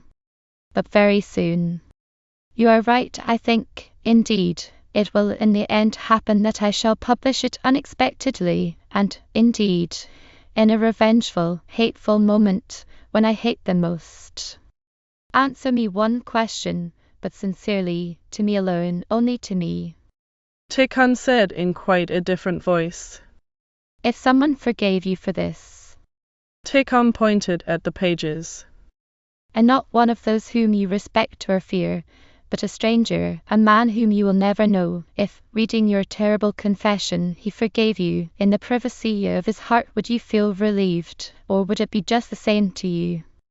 I should feel easier. Stavrogin said in an undertone. If you forgave me, I should feel very much relieved. He added, casting his eyes down. Provided that you forgive me, too. Tikhon murmured in a penetrating voice. Footnote 64. After the words, Tikhon murmured, etc. there is struck out. For what? What have you done to me? Ah, yes, it is the monastic formula. For voluntary and involuntary sin. Every man who commits a sin has already sinned against all, and every man is in some way guilty for another's sin. There is no solitary sin. As for me, I am a great sinner, and perhaps worse than you. It is false humility. All these monastic formulas, you know, are not fine in the least. I will tell you the whole truth. I want you to forgive me. And besides you one or two more, but as for the rest, let the rest rather hate me. But I want this, so that I may bear it with humility. And universal pity, for you could you not bear it with the same humility? Perhaps I could not. Why do you? Footnote 65. After. I could not. Is struck out. You understand very finely, but. Footnote 66. After. Why do you? Is struck out. Do this. I feel the extent of your sincerity and am, of course, very much to blame, but I'm not good at approaching people. I've always felt it a great fault in myself. Tikhon said sincerely and intimately, looking straight into Stavrogin's eyes. I just say this because I am afraid for you. He added, There's an almost impassable abyss before you. That I shan't be able to bear it. Not able to endure their hatred? Stavrogin gave a start. Footnote 67. After. Endure. Is struck out. With humility. Not their hatred alone. What else? Their laughter. Tikhon half whispered these words, as if it were more than he had strength for. Stavrogin blushed, his face expressed alarm. I foresaw it. He said, I must have appeared to you a very comic character after your reading of my document. Don't be uncomfortable. Don't look disconcerted. I expected it. Footnote 68. After the word Document. Is struck out. In spite of all the tragedy, the horror will be universal and, of course, more false than sincere. People fear only what directly threatens their personal interests. I'm not talking of pure souls. They will be horrified in themselves and will blame themselves, but no notice will be taken of them. Besides, they will keep silent. But the laughter will be universal. Footnote 69. After. The laughter will be universal. Is struck out. And add to it the remark of the philosopher that in other people's misfortune there is always something gratifying to us. That is true. Yourself. I am surprised what a low opinion you have of people and how they disgust you. Stavrogin spoke with some show of anger. Believe me, I judged rather by myself than by other people. Tikhon exclaimed. Indeed? But is there also something in your soul that makes you amused at my misery? Who knows, perhaps there is. Oh, perhaps there is. Enough. Tell me, then, where exactly am I ridiculous in my manuscript? I know myself, but I want you to put your finger on it. And tell it as cynically as possible. Tell me with all the sincerity of which you are capable. And I repeat to you again that you are a terribly queer fellow. In the very form of this great penance there is something ridiculous. Oh, don't let yourself think that you won't conquer. He suddenly exclaimed, almost in ecstasy. Even this form will conquer. He pointed to the pages. If only you sincerely accept the blows and the spitting. It always ended in the most ignominious cross becoming a great glory and a great strength, if the humility of the deed was sincere. Perhaps even in your lifetime you will be comforted. So you find something ridiculous in the form itself. Stavrogin insisted. Footnote 70. After. 4. Is struck out. In the style. And in the substance. The ugliness of it will kill it. Tikhon said in a whisper, looking down. Ugliness. What ugliness? All the crime. There are truly ugly crimes. Crimes, whatever they be, the more blood, the more horror in them, the more imposing they are, so to say, more picturesque. But there are crimes shameful, disgraceful, past all horror. They are, so to say, almost too inelegant. Tikhon did not finish. You mean to say?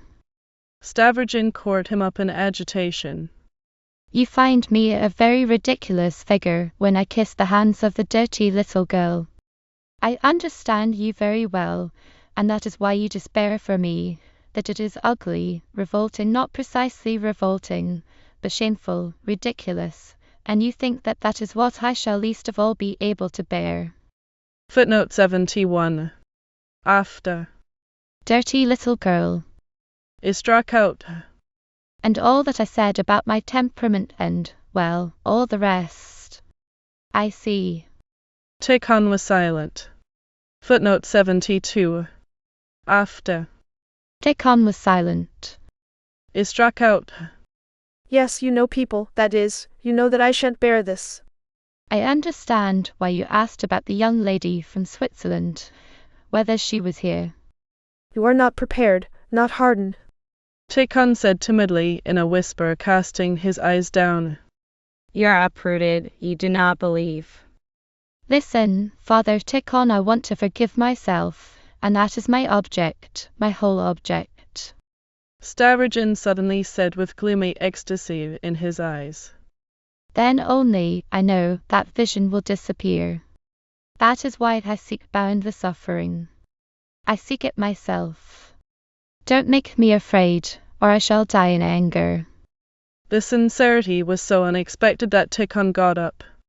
If you believe that you can forgive yourself and attain that forgiveness in this world through your suffering, if you set that object before you with faith, then you already believe completely. Tikhon exclaimed rapturously. Why did you say, then, that you did not believe in God? Stavrogin made no answer. For your unbelief God will forgive you, for you respect the Holy Spirit without knowing Him. Christ will forgive too. Asked Stavrogin with a wry smile, and in a quickly changed tone, and in the tone of his question a suspicion of irony could be heard. It says in the book, and whosoever shall offend one of these little ones, you remember. According to the gospel there is no greater crime. Footnote 73. The 14th proof sheet ends here. There appears to be something missing. Quite plainly, you don't want to row, and you are laying a trap for me, Venerable Father Tikhon. Stavrogin muttered scornfully and with annoyance, making as if to get up. In a word, you want me to settle down, to marry, perhaps, and end my life as a member of the local club, and visit your monastery on holidays. Why, that's penance. Isn't it so? Though as a reader of hearts you, perhaps, foresee that it will certainly be so, and all that is needed now is for me to be nicely wheedled into it for form's sake, since I am only too eager for that, isn't it so? He gave a wry smile. No, not that penance. I am preparing another for you. Tikhon went on earnestly, without taking the least notice of Stavrogin's smile and remark. I know an old man, a hermit, an ascetic, not here, but not far from here, of such great Christian wisdom that he is even beyond your and my understanding. He will listen to my request. I will tell him about you. Go to him, into retreat, as a novice under his guidance, for 5 years, for 7, for as many as you find necessary. Make a vow to yourself, and by this great sacrifice you will acquire all that you long for and don't even expect, for you cannot possibly realize now what you will obtain. Stavrogin listened gravely. You suggest that I enter the monastery as a monk. Footnote 74. After the word Mov. is struck out. However much I respect you, I ought to have expected this. Well, I must confess to you that in moments of cowardice this idea has occurred to me once, having made these pages universally known, to hide from people in a monastery, being it only for a time. But I blushed at the meanness of it. But to take orders as a monk, that did not occur to me even in moments of most cowardly fear. You must not be in the monastery, nor take orders as a monk, be only a lay brother, a secret, not an open one. It may be that, even living altogether in society. Enough, Father Tikhon. Stavrogin interrupted him with aversion and rose from his chair. Tikhon also rose. What is the matter with you? He suddenly exclaimed almost in fear, staring at Tikhon. Tikhon stood before him, with his hands clasped, and a painful convulsion seemed to pass for a moment across his face as if from the greatest fear. What's the matter with you? What's the matter? Stavrogin repeated, rushing to him in order to support him. It seemed to him that Tikhon was going to fall. I see, as if it stood before me. Tikhon exclaimed in a voice which penetrated the soul and with an expression of the most violent grief. That you poor, lost youth, have never been so near another and a still greater crime than you are at this moment. Calm yourself. pleaded Stavrogin, decidedly alarmed for him. Perhaps I shall still postpone it. You are right. No, not after the publication, but before it. A day, an hour, perhaps, before the great step, you will throw yourself on a new crime as a way out, and you will commit it solely in order to avoid the publication of these pages. Stavrogin shuddered with anger and almost with fear. You curse psychologist. He suddenly cut him short in fury and, without looking round, left the cell. Footnote 75. The words Stavrogin, etc. are struck out and several variants substituted, none of which, evidently, satisfied Dostoevsky. Plan of the novel. The Life of a Great Sinner. The Life of a Great Sinner. Page 8. 20/8 December. Accumulation of wealth. The birth of strong passions. Strengthening of the will and of the inner powers. Measureless pride and struggle with ambition. The prose of life and a passionate belief that incessantly overcomes it. That all should plead I only demand. Not to be afraid of anything. The sacrifices of life. The influence of vice, the horror and coldness from it. A desire to defile everyone. The romance of the years of childhood. Macquarie. Footnote 76. This is in Roman letters in Dostoevsky's MS. Schooling in first ideals. Gets to know everything secretly. Alone to prepare himself for anything. He is incessantly preparing himself for something, although he does not know for what, and what is strange, he does not care about the what, as though perfectly sure that it will come of itself. Either slavery or domination. He believes. And that only. Unbelief for the first time strangely springing up and taking shape only in the monastery. The little lame girl. Hada. Brother Misha. The stolen money. Underwent punishment. Fearlessness. A cornfield. Do not kill me, uncle. Love of Kulikov. Dawn. Brutilov. The Frenchman Pauget. Upbraids Brutilov. Goes on with his studies. The diver. Albert. Shibo. Receiving the communion. Albert does not believe in God. The old people. Loves a great many things secretly and keeps them to himself. They call him a brute, and thus he behaves like a brute. Passionate desire to surprise all by unexpectedly impertinent tricks. But not from ambition. By himself. The old people. Psalms, stories, philosopher John, Bryn, Brutilov, brother Albert. Friends, and yet they torture a friend disgusting. A meek, good and pure friend before whom he blushes. Training himself by hardships and accumulating money. Humboldt. Footnote 77. Throughout the MS. Dostoevsky writes this name and Lambert see below in Roman characters. They immediately inform him that he is not their brother. He makes friends with Kulikov, the lady doctor. He sees her in a halo. A passionate desire to foul himself, to degrade himself in her eyes, but not to please her. A theft took place. They accuse him, he exculpates himself, but the affair becomes clear. The stepbrother committed the theft. Page 7. Disrespect for the people round him, but this is not yet based on reason, but solely on a repulsion for them. Much repulsion. I eat grapes. He is beaten and flogged for his repulsion. He only shuts himself up in himself and hates still more. Wordy contempt for his persecutors, and rapidity of judgment. Extraordinary quickness of judgment signifies a strong passionate individuality. He begins to feel that he ought not to make quick judgments, and for this he must strengthen his will. It is a lie, mon mouchoir. Arkeshker and French Conversations. Arkeshker, Brutilov and himself keep together. At Sashaw's only Brutilov and his history altogether 2 chapters. All up. Because he slapped Sashar. The beginning of Albert. The boarding school. An unjust punishment takes place in the house. Exams. In the country. Self-renunciation. Pada. In the town and in the boarding school he surprises by his brutality. Lambert. Heroic acts to run away with Katia. Kulikov with him.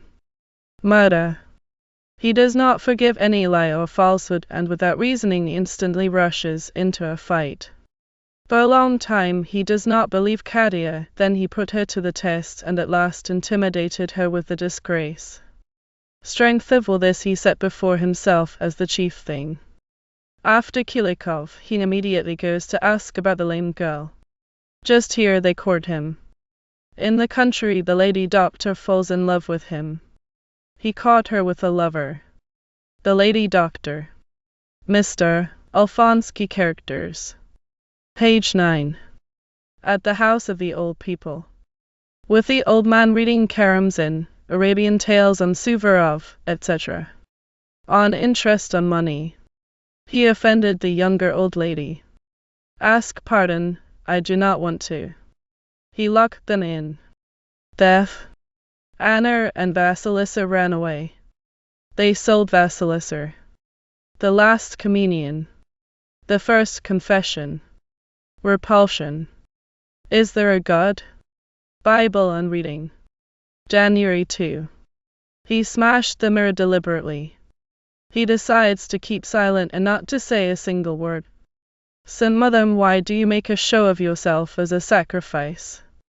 An ideal and strange creature. Alfonsky, the father. His speeches to his son and aspirations. A feeling of destruction. Voluptuousness, he wants to remain in a state until he has money. And the enormous idea of domination, a direct feeling, is hidden so deep in him that he does not feel able, by himself, to adjust himself to these people. He is surprised at himself, puts himself to the test, and loves to plunge into the abyss. The running away with the little girl and the murder of Kulikov immediately after his removal from Sushas to Chermax. The fact which produces an overwhelming effect on him and which has even somewhat unsettled him so that he feels a natural need to contract inwardly and to reflect so as to lean on something. He leans after all on money. After Kulikov, he is humble at home and in the boarding school in order to reflect and find himself, to concentrate. But he is unsociable and uncommunicative, nor could it be otherwise, remembering and knowing such a horror, and looking at all the other children, for instance, as at something perfectly alien to him, from which he had fled away into another path, into a good path or a bad one. The blood at times torments him. But the chief thing, it is not this alone that isolates him from everybody, but really his dreams of power and his enormous height above everything. From that height he is kept back by science, poetry, etc., i.e. in the sense that these are higher things and that it is therefore necessary that he should be higher and better in them too. Only to prepare oneself, but he is strangely certain that it will all come by itself. Money will solve all questions. The chief thing. The meaning of the first part: hesitation, insatiable desire for the ideal, instinctive consciousness of superiority, power and strength. Looking for a fixed point to rest upon. But at any rate an unusual man. Page 11. Footnote 78. At the top of page 11 is the sentence. Scenes cows, tigers, horses, etc. Or better not a single dream of what to be, and what's his vocation prevented him from amassing money. But doubt is always solved by the necessity of money and the chance of amassing a fortune. He sells himself to the men servants. The father gave him a flogging, a rupture between them. I do not consider you my father. He sells himself to the men servants, and for this he is held in general contempt, but finds a pocket-book, the infatuation that possessed him finally on account of his exam. He nearly yields. But after this the history of Katia's disgrace, and then the hellish debauchery with Albert, crime and blasphemy, and denouncing himself as accessory to the murder with Kulikov, straight into the abyss. The monastery. Although money concentrates him terribly on a certain firm point and solves all questions, at times the point wavers poetry and many other things and he cannot find a way out. This state of wavering forms the novel. Strengthening of his will, wounds and burns feed his pride. He wishes to be ready for anything. He made up his mind to make money in an honest way. His hesitation with regard to the pocketbook. Since a great many things at times move him sincerely, in a terrible fit of spite and pride he plunges into debauchery. This is the chief thing. His estrangement from people was furthered by the fact that they all looked upon him as an eccentric, and laughed or feared him. A broken head pantaloons in hout, he is ill. Then Chermak left him alone. Mango. By the process of thinking, he arrived at the conclusion, for instance, that it is not necessary to act dishonestly, because acting honestly he would make money even better, since to the rich all privileges for any evil are granted even without that. Albert and he steal a star from the crown and escape successfully he incited, but when Albert began to blaspheme, he began beating him. And then he declared himself before the court as an atheist. Ideaing that he could gain a still greater power by flattery, like von Brünn. But no, he thinks I want to reach the same end without flattery. Page 12. I myself am God, and he makes Katia worship him. God knows what he does with her. I shall love you then when you can do everything. In the vagaries of his imagination he has endless dreams, up to the overthrow of God and putting himself in the place of God. Kulikov had a strong influence. Problem. Aumento. To find the mean Act 1. Early childhood, the old man and proportional. Woman. 2. The family, Sushar, the running away in Kulikov. 3. Chermak exams. 4. The country in Kadir, debauchery with Albert. 20. Childhood. 20. Monastery. 40. Before deportation. 20. Woman in Satan. 40. Heroic acts. Repulsion for people from the very first consciousness as a child through the passion of a proud and domineering nature. Out of contempt. I will carry it with a high hand, transgrade myself with the flattery and dexterity of a Brünn. And this too is from repulsion for people and from contempt for them from the earliest years of childhood. Oh, if I only took upon myself the role of a flatterer like Brünn, what could I not achieve? And begins at times to reason. Shall I not become a flatterer? He consults the lame girl about it. This too is a power of the spirit to endure oneself as a flatterer. But no, I do not want it. It is foul. Besides, I shall have an instrument money, so that they, willy-nilly, whether they choose or not, will all come to me and bow to me. With Kulikov he displays his spiritual power. Kulikov does not kill him, but the murderer, the runaway soldier, they killed together. 13-227-12-35. 35 years ago, born in 1835. If any one overheard his dreams, he believes he would die, but he confesses himself in everything to the lame girl. Whatever he reads, he tells in a peculiar way of his own to the lame girl. A slap in the face is the greatest offense. With blood. The first organized dream of the significance of money. The lame girl keeps everything he is telling her secret. She does it without thinking, without his command, having subtly realized it for herself, so that in most cases he does not remind her of the necessity of keeping things secret. The lame girl does not agree to become an atheist. He does not beat her for that. Page 13. A single, but detailed psychological analysis of how writers, for instance, The hero of our time, Lermontov, affect a child. The indignation of a child at the guests as they arrive, at the frankness and impertinence which they allow themselves. Uvar. How dare they? The child thinks. The fall of the old couple. The theater. Sit on my knees. They flog him for his repulsion. When he and the little girl come to live with the Alfonskis, he tells her not to say a word about Gogol or about what concerns us, about travels. She should not say a word. He has read an immense amount Walter Scott, etc. At the Alfonskis not brothers. He is made to feel it. He pretends to be rude, undeveloped, and a fool. With the men servants. Mrs. Alfonsky suggests the idea that they should not mix with the children. At Susha's, Alfonsky flogs him. It turns out to be for no fault. Mrs. Alfonsky has invented the running away. With Kulikov caught. A guest they call him. They examine him. Candid thoughts. The guest is surprised. The house is set on fire or something illness. Alfonsky delivers speeches. At Chermak's, progress in studies, reading. Exam. After exam. Alfonsky makes someone fall in love with Alfonsky questions. For the lame girl. With Katia. A cornfield. Family scenes Alfonsky, his friend, a box on the ear. In Moscow, Lambert. About classical education at Chermak's Theater. Jan. 27. He is astonished that all these grown-up people completely believe in their nonsense, and are much more stupid and insignificant than they seem from the outside. One of the scholarly guests falls down intoxicated and goes with gypsies in the Mariusin woods. A period of unbelief in God. Essential to write how the New Testament had affected him.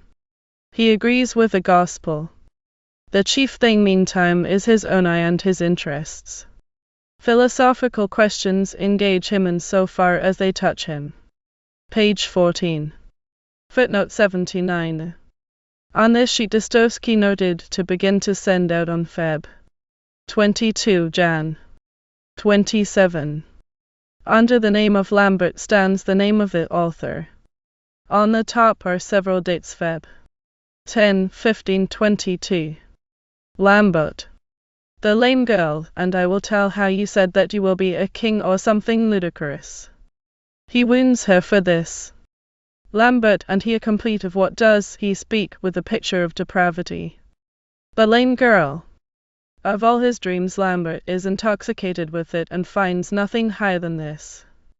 National levity. But he plunges into when I am grown up, I shall debauchery with and marry not you. So that it is a resistible desire, but also not necessary to say he dreamt with fear. The hollowness of this or that, but he went dirt, and absurdity of to the lame girl and said to immorality astonish him. He heard this or that. Of what he gives it all up and after will be enough money. He beat terrible crimes, he denounces her because the money did himself with bitterness. Not increase. He talked to her about the reading of Karamzin tales, etc. He was taught French and German by the young lady, the old, etc. They went for their lessons to other children there. They made fun of him. Because the lame girl did not flare into a passion for Karamzin, he beat her. He knew the whole Bible, he told her. The history of the world, but was weak in geography.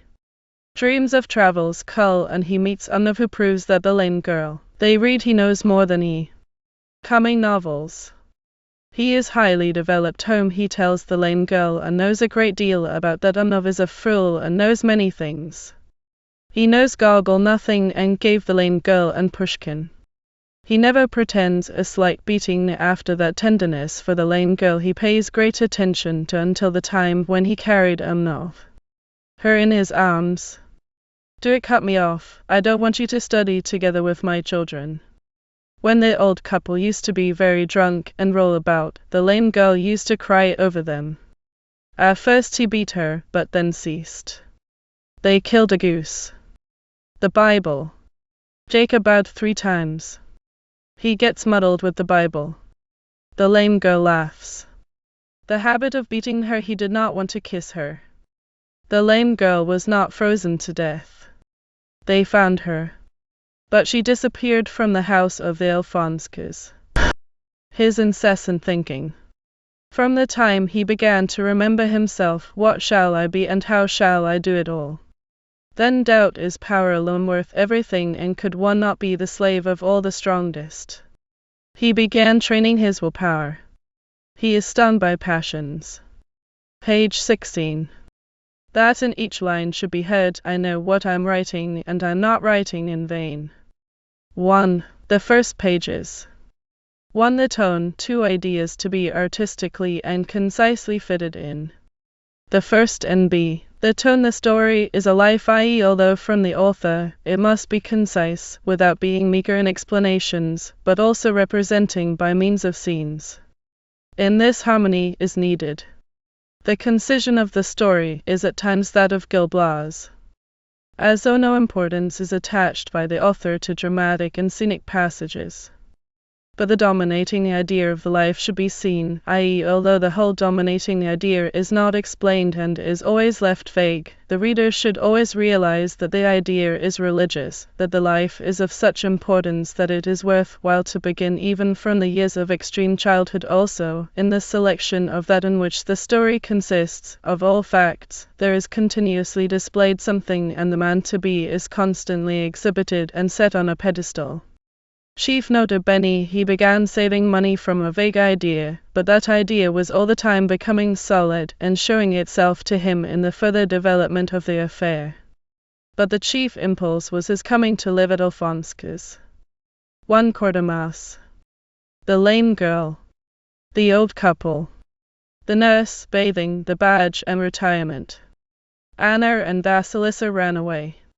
The last communion, the Italian, money from pocket. When I shall be grown up. The first idea. The teacher drunk. The first confession, what has he got there in the little boxes and in the cup? Is there a God? To convert the devil.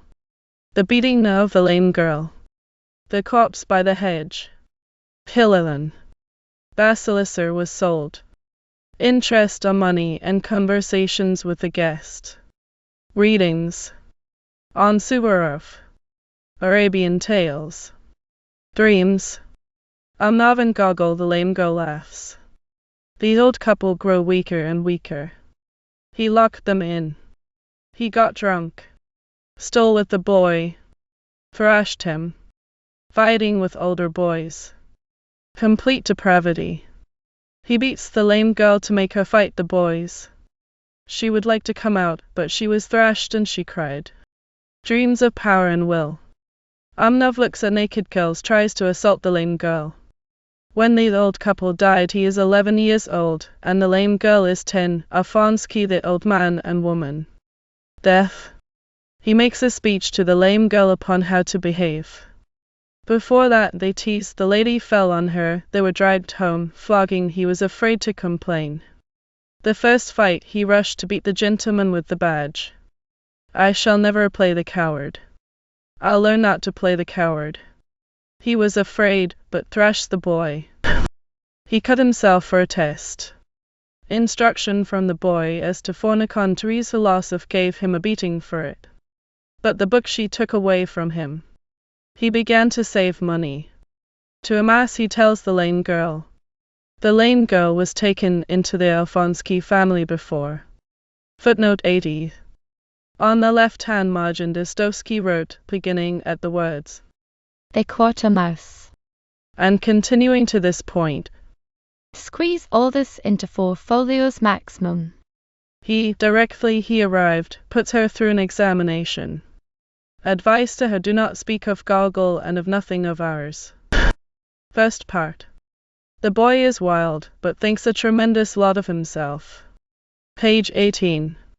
The manservant Ossip, at first he was taken into the house to amuse them by telling stories, by his jovial character. Alphonsky had whipped Ossip's brother to death, then he took Ossip and pressed him for the army. Immediately Ossip escaped, he is also Kulikov. They killed all of the part. Kulikov Ossip let him off. In a year and a half's time the hero's stepmother weeps at Alphonsky's betrayal of her. He keeps a mistress openly. Ossip's sister, for that reason he whipped Ossip's brother to death.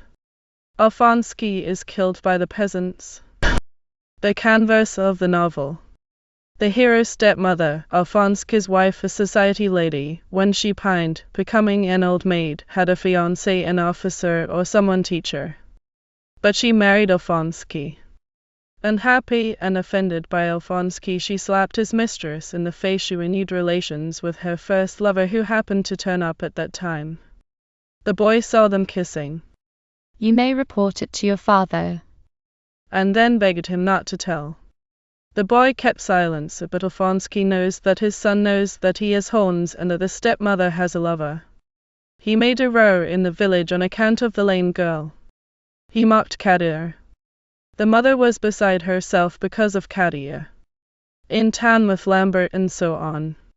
He who made a row in the village, the peasants might have killed him, which the boy might witness, and I may make up about the stepmother and her lover, and to what extent and degree the boy is involved in that liaison. Alphonse has a benefactor, and indeed his chief enemy, because he is a benefactor. All the benefactor's favors humiliate his pride. The benefactor does not like to live unless he can act the part of benefactor, but for 1 inch of favor demands 3 yards of gratitude.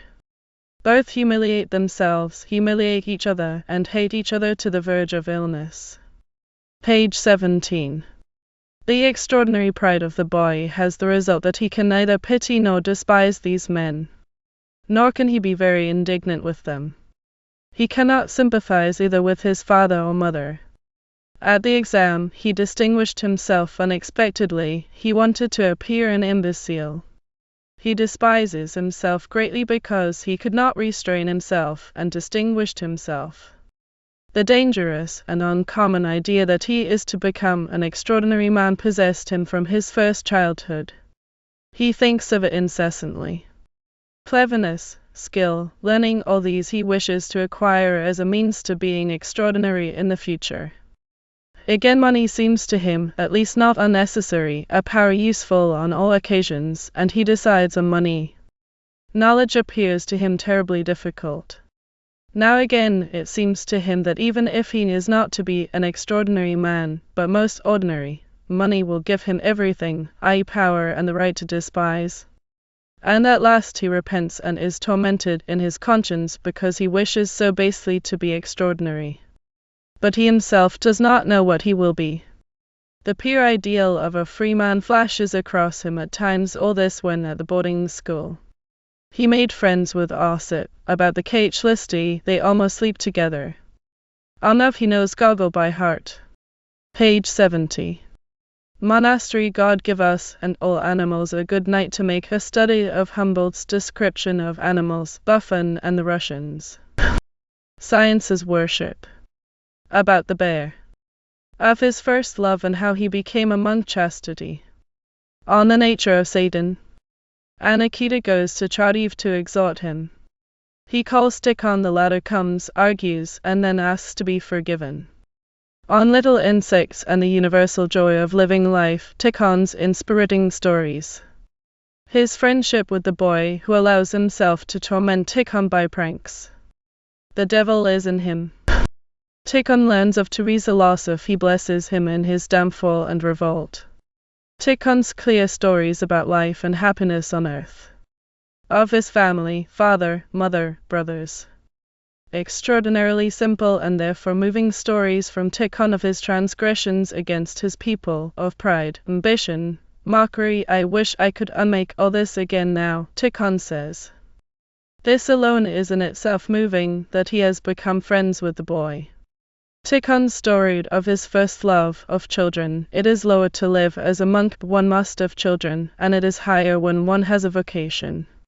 Teresa Lossoff disturbed Tikhon, and I thought that he had already been hardened. He vowed obedience to the boy. He obeys him. Loftily, vigorously, and movingly. Tikhon says to a certain lady that she is a traitor to Russia as well as a malefactor towards her children, of how they are deprived of childish visions even from their very childhood. The study of them by Leo Tolstoy and Turgenev, although they are exact, reveals an alien life. Pushkin alone is a real Russian. The boy has at times a low opinion of Tikhon. He is so funny, he does not know things, he is so weak and helpless, he comes to me for advice, but at last he perceives that Tikhon's mind is as strong as a babe is pure, that he cannot have an evil thought, cannot be tempted, and therefore all his acts are clear and beautiful. Page 71. Tikhon. On humility, how mighty humility is. All about humility and free will. Of forgiving the unforgivable sinner, that this torment is the most tormenting. Page 19. The main idea. May 3/15. After the monastery, and Tikhon the great sinner comes out into the world in order to be the greatest of men. He is sure that he will be the greatest of men. And in that way he behaves. He is the proudest of the proud, and behaves with the greatest haughtiness towards people. The vagueness as to the form of his future greatness coincides perfectly with his youth. But he, and this is cardinal, has through Tikhon caught hold of this idea conviction that in order to conquer the whole world one must conquer oneself only. Conquer thyself and thou shalt conquer the world. Does not choose a career, but neither has he the time. He begins to watch himself profoundly. But along with this there are also certain contradictions. One called amassing a family on his hands. Amassing money was suggested to him by a usurer, a terrible man, the antithesis of Tikhon. 2. Education con atheism friends. Education, he is tormented by ideas and philosophy, but he masters that which is essential. Suddenly youth and debauchery. A martyr's act and terrible crimes. Self-renunciation. But out of mad pride he becomes an ascetic and pilgrim. Travels in Russia. Romance of love. Thirst for humiliation, etc., etc., and so on. The canvas is rich. Fallings and risings. Extraordinary man, but what has he done and achieved? Traits. Out of pride and infinite haughtiness towards people he becomes meek and charitable to all, because he is already higher than all. He wanted to shoot himself. A child was exposed at his door. He ends with establishing a foundling hospital and becomes a Haas. Everything is becoming clear. He dies confessing a crime. Footnote 81. F. L. Dostoevsky had evidently in mind the famous Russian doctor and philanthropist Haas. Stavrogin's meeting with Tikhon. Y. W. French. Stavrogin's meeting with Tikhon. From Dostoevsky's notebooks. Bishop Tikhon, to whom Stavrogin makes his confession, was conceived by Dostoevsky as one of the principal characters in the great unnamed novel in 5 books, the plan of which he communicated in 1870 to A. N. Makov. The action of the second book, on which Dostoevsky rested all his hopes, was to take place in a monastery to which a boy, who had committed a criminal offense, had been sent by his parents. He was fully developed and depraved. A type, as Dostoevsky says, well known to him. A little wolf and a nihilist. Who comes in the end to feel the beneficent influence of Bishop Tikhon. I want to make Tikhon Sadonsky in the second book the central figure. Dostoevsky wrote, of course under a different name, but he is also a bishop and will live in a monastery in retirement. It is no longer a constant Hoblo, nor the German I forget his name in Obromov, nor the Lopakovs and Rachmatovs. True, I shall not create anything, but shall only reveal the actual Tikhon whom I have long since taken to my heart with rapture. When Dostoevsky later conceived the idea of the life of a great sinner, the hero of the life, sometimes a believer, sometimes an atheist, had indeed to be spiritually reborn in a monasteries under the influence of the holy and grand figure of Tikhon, and to issue into life as the greatest of men. When Dostoevsky finally decided on his conception of the possess, his intention was to give a conspicuous place to Tikhon, to whom Stavrogin the prince was to give his confession, and this confession adds considerably to Peter Stepanovich Verkhovensky's story about the Petersburg period of Nikolai Vsevolodovich's life. The Possessed, Part 1, Chap. B. In the notes published by L. H. Grossman in his book on Dostoevsky, notes taken from the Dostoevsky notebooks in the Historical Museum, there are hints as to Stavrogin's prince meeting with Tikhon, and also as to the subject of their conversation and the crime of which Stavrogin repents in his confession. Thus Dostoevsky intended the following words to appear in Stavrogin's document. And I did all this as an aristocrat, an idler, a man uprooted from the ground. I admit, though, that the chief factor was my own wicked will, and had nothing to do with my environment. Of course nobody commits such crimes. But all, who are uprooted from the ground, do the same kind of things, although more feeble and watery. Many people do not even notice their nasty acts and think themselves honest. Tikhon, who in the note appears under the name of Bishop, advises that this passage shall be struck out, and Stavrogin replies in a grumbling tone, I am not a man of letters. This passage is not in Stavrogin's confession. The idea that many people sin in the same way, yet go on living in peace and quiet with their conscience, is expressed there not by Stavrogin but by Tikhon. And it is Tikhon, not Stavrogin, who says that the latter's moral fall is a result of his being uprooted from the ground, words inserted by Dostoevsky in the text of the proofs while correcting them. In these published notes there is also some indication of the motive which decided Stavrogin to make his document public. Tikhon says on earth people must be happy. Prince, I am an idler and I am bored. I know that on earth one can be happy and must be happy, and that there's something which gives happiness, but I do not know what it is. No, I'm not one of the disappointed. I think I'm one of the corrupt and idle.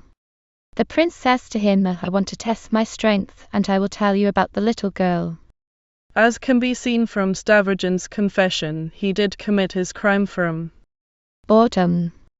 Not satisfied with Stavrogin's admission of this in the text, Dostoevsky tried to heighten the motive by adding the following words in the margin. I say frankly, I was sometimes by no means far from thinking that I should be exiled to Siberia. The main thing is I am bored. I was so bored that I could have hanged myself, I think. I remember, at that time I was much taken up with theology. That, it is true, diverted me a bit, but later I felt still more bored. Finally, in one of the notes published by Grossman, the reason is indicated why Stavrogin, when it comes to the point, gives up the idea of publishing his document. The bishop says that the confession of faith is all right, but that faith without deeds is dead, and he demands a still higher deed, a still more difficult act, a moral labor, as if he said, well, prince, are you capable of this? And the prince admits that he is a prince, he confesses that he has lied, and takes back his words in the end. Footnote 82.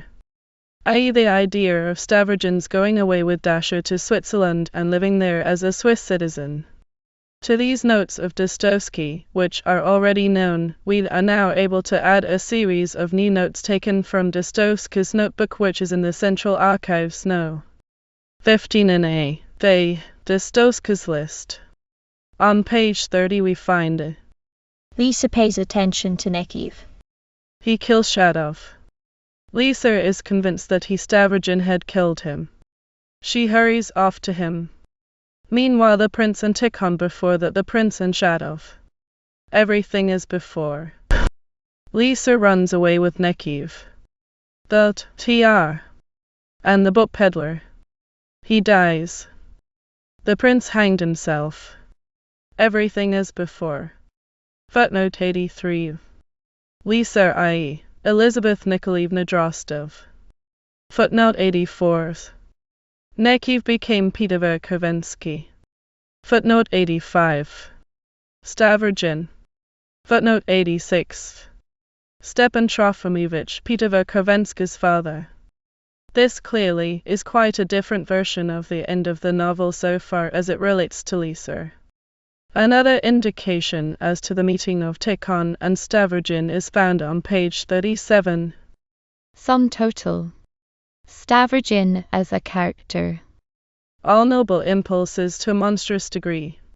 Tikhon in all passions with unfailing boredom. He throws himself on the girl and on the beauty. He did not really love the beauty, but despised her, but flared up with passion illusory and momentary, but infinite, and, as soon as he has committed the crime, he is disappointed. He escaped punishment, but hanged himself. Footnote 87. Dasher or Daria Pavlovna. Footnote 88. Elizabeth Nikolaevna. There is also a hint with regard to one detail in the supposed conversation between Tikhon and Stavrogin. On page 38 we find He confesses to Tikhon that he gets fun out of making game of the beauty. But actually Stavrogin does not make game of Elizabeth Nikolaevna, and she is scarcely mentioned in the confession and in the conversation with Tikhon. There is also a hint with regard to the crime committed by Stavrogin on page 37. No one knows the secret of the marriage except Dasher and the beauty. Only Tikhon knows about the little girl. Footnote 89. Stavrogin's marriage to the lame girl. Finally, on page 36 there is a hint with regard to the passage in the novel to which Stavrogin's meeting must be referred. Stavrogin advises Dasher to give up St and run away with him to Switzerland, to Yuri. He had already done this before. Here there is a misunderstanding with St, who, to spite her, tells her he is a cuckold. And Dasher goes to her brother. At the same time the beauty showed jealousy. She warns him that Stavrogin is married to the lame girl. The beauty is in despair, since all her hopes are lost, for she suspects that the prince is in love with her, and she herself is madly in love with him. She laughs at Dasher. She runs and gives herself to the prince. Immediately after this the murder of the lame girl. He went to Tikhon. Footnote 90. Below is added. The prince buries the lame girl, and Kuleshov-Fedka the murderer confesses that it was he who did it. And the beauty quickly went out of her mind. Such are the hints and notes out of which eventually grew the chapters of At Tikhon's. And we do not know the reason why they were not included by Dostoevsky in The Possessed. Some details of Stavrogin's confession were later used by Dostoevsky for the character of Ursula in The Raw Youth. Introduction to the unpublished chapter. Oh, The Possessed. Why? We, Komarovich. The unpublished chapter. Oh, The Possessed.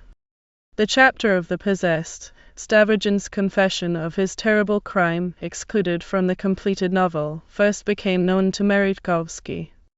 Mrs. F. L. Dostoevsky, Anna Grigorievna Dostoevsky, Dostoevsky's widow, originally intended to invite Merezhkovsky to edit the 1906 Jubilee edition of Dostoevsky's works and showed him the precious fragment in manuscript. In his book Tolstoy and Dostoevsky preserved his first impression of that reading by saying that it surpasses the bounds of the possible in its concentrated expression of horror. Dostoevsky hesitated to publish the chapter in full, and gave parts of it only in her edition of 1906 as a supplement to The Possessed. Her hesitation is understandable. Stavrogin's terrible confession was not a complete secret even to Dostoevsky's contemporaries. Excluded from the novel at Katko's request, the confession became known by hearsay, and round these rumors grew up the dark legend of Dostoevsky as a Marquis de Sade. It was the doing of his enemies and of faithless friends. But the feeling which kept the author's widow from publishing the fragment of The Possessed must not restrain the student of Dostoevsky. Indeed, the dark legend that Dostoevsky was a sensualist is based by N. Strakov chiefly either on an obscure calumny or on coarse and callous surmises as to the mystery of that troubled and too exacting conscience which was the mark of Dostoevsky's character. And we believe that the surest way of freeing Dostoevsky's memory from those false accusations is by means of open inquiry and the fullest understanding of Dostoevsky as an artist. Footnote 91. See Turgenev's letter of Sept. 24, 1882, to Shchedrin, also N. Strakov's letter of Nov. 28, 1883, to Leo Tolstoy. The scene from Stavrogin the Rape, etc., of which Strakov speaks in the letter to Tolstoy, is preserved in the Dostoevsky archives which belong to the Pushkin department of the Russian Academy of Sciences. It is a notebook of 77 pages carefully executed in the handwriting of a Dostoevsky, a copy, although unfinished, of a hitherto unknown manuscript of Dostoevsky. It is not difficult to determine the place which had been intended for that fragment in the possessed. The manuscript is headed Chapter 9. At Tikhon's. From the contents it can be seen that the chapter so numbered must be referred to Part 2nd of the novel. In our fragment the following incidents are supposed to have already taken place: Shadow's box on Stavrogin's the last chapter of Part 1, and Stavrogin's conversation with Shadow in the night, the first chapter of Part 2. On the other hand, Stavrogin's public declaration of his marriage with Mariva Timofeyevna, Chapter 10, Part 2, is only expected and is still being considered by Stavrogin and Tikhon. Thus, our Chapter 9 ought to follow immediately after Chapter 8 of Part 2. Ivan the Tsarevich. Where the maddened Peter Verkovensky confesses in a passionate whisper his incredible love of Stavrogin, and where Stavrogin, in the highest state of tension as was ever the case with Dostoevsky, reveals his true self. Stavrogin as Ivan Tsarevich, the unknown of all Russia, is hiding himself, the beautiful son. But through Verkovensky's wiles is already enslaved by the demon of nihilism. Yet Stavrogin has two ways and two inclinations which constitute the basis and center of the novel so far as it affects the religious destinies of Russia. Apart from the temptations of nihilism, he, like the future Alyosha Karamazov, knows also the way to the monastery and to religious obedience. Thus, after the embraces of the devil Verkovensky in Chapter 8, there is the confession to Tikhon in our Chapter 9. Footnote 92. The author of this article published in below, No. 18, 1922, seems at the time of writing to have been ignorant of the version of Stavrogin's confession published by the Central Archives. Translators. The question which has to be answered first by the student of this fragment is the question of its relation to the text of the finished novel, The Possessed. Is this Chapter 9 a part of the artistic whole, which, against the artist's wish, has accidentally been omitted, and which therefore must now be restored to its proper place in that whole? Or is it one of those numerous fragments of Dostoevsky's, which, corresponding to some early but subsequently altered scheme of the novel, have been detached from the finished novel, and have not been included in the final text by the artist, but are now preserved only in Dostoevsky's rough manuscripts as curious examples of the complex origin of his books? As to the first of these suppositions, the words of N. Strakov, which there is no reason to distrust, speak quite clearly. The scene from Stavrogin the Rape, etc., Kharkov did not want to publish. Thus the omission of the chapter At Tikhon's from the novel did not arise from the artist's decision, but from an external cause, the request of the editor of the Ruskaya Vestnik, where The Possessed was appearing. Strakov's evidence is confirmed by the connection which exists between the omitted Chapter 9 and Dostoevsky's creative activity generally, and also with The Possessed as an artistic whole. The motif of a cruelly insulted little girl, developed in Stavrogin's confession, is evidently one of Dostoevsky's long-standing and enduring ideas. In the year 1866, at the time of his friendship with the family of the Korvin-Krukovskys, Dostoevsky told this idea of his as a scene from a novel planned by him in his youth. The hero of the novel one morning goes over all his recollections and memory, and suddenly, in the very heat of pleasant dreams and bygone experiences, begins to feel an awkwardness, something like an inner pain, an alarm. It appears to him that he must recollect something, and he makes efforts, strains his memory. And suddenly he actually called to mind, as vividly and realistically as if it had happened yesterday. Whereas for all these 20 years it had not worried him at all. He remembered how once, after a night of debauchery and under provocation from his friends, he had raped a little girl of 10. Footnote 93. Reminiscences of Childhood by Sophie Kowalski. The connection between this idea and Stavrogin's confession is indisputable. The recollection of a sin after a long forgetfulness leads straight to the closing scene of Stavrogin's confession and to the last. Reason. But there are several connecting links between that idea which in 1866 he thought of long standing and remote, and chapter 9. Are the possessed. Putting aside crime and punishment, where Svidrigaïlov's vision before his death is also an echo of that idea, the life of a great sinner, which was conceived by him in the years 1869 and 1870, was without doubt to have developed the theme of the injured girl. The hero of the life was meant to show by the whole course of his existence the religious consistency of life in general, and the inevitability of the acceptance of God. The life in its first parts was to tell the story of the constant and increasing immersion of man in sin. To the artist, this utter absorption of the hero in sin was a necessity.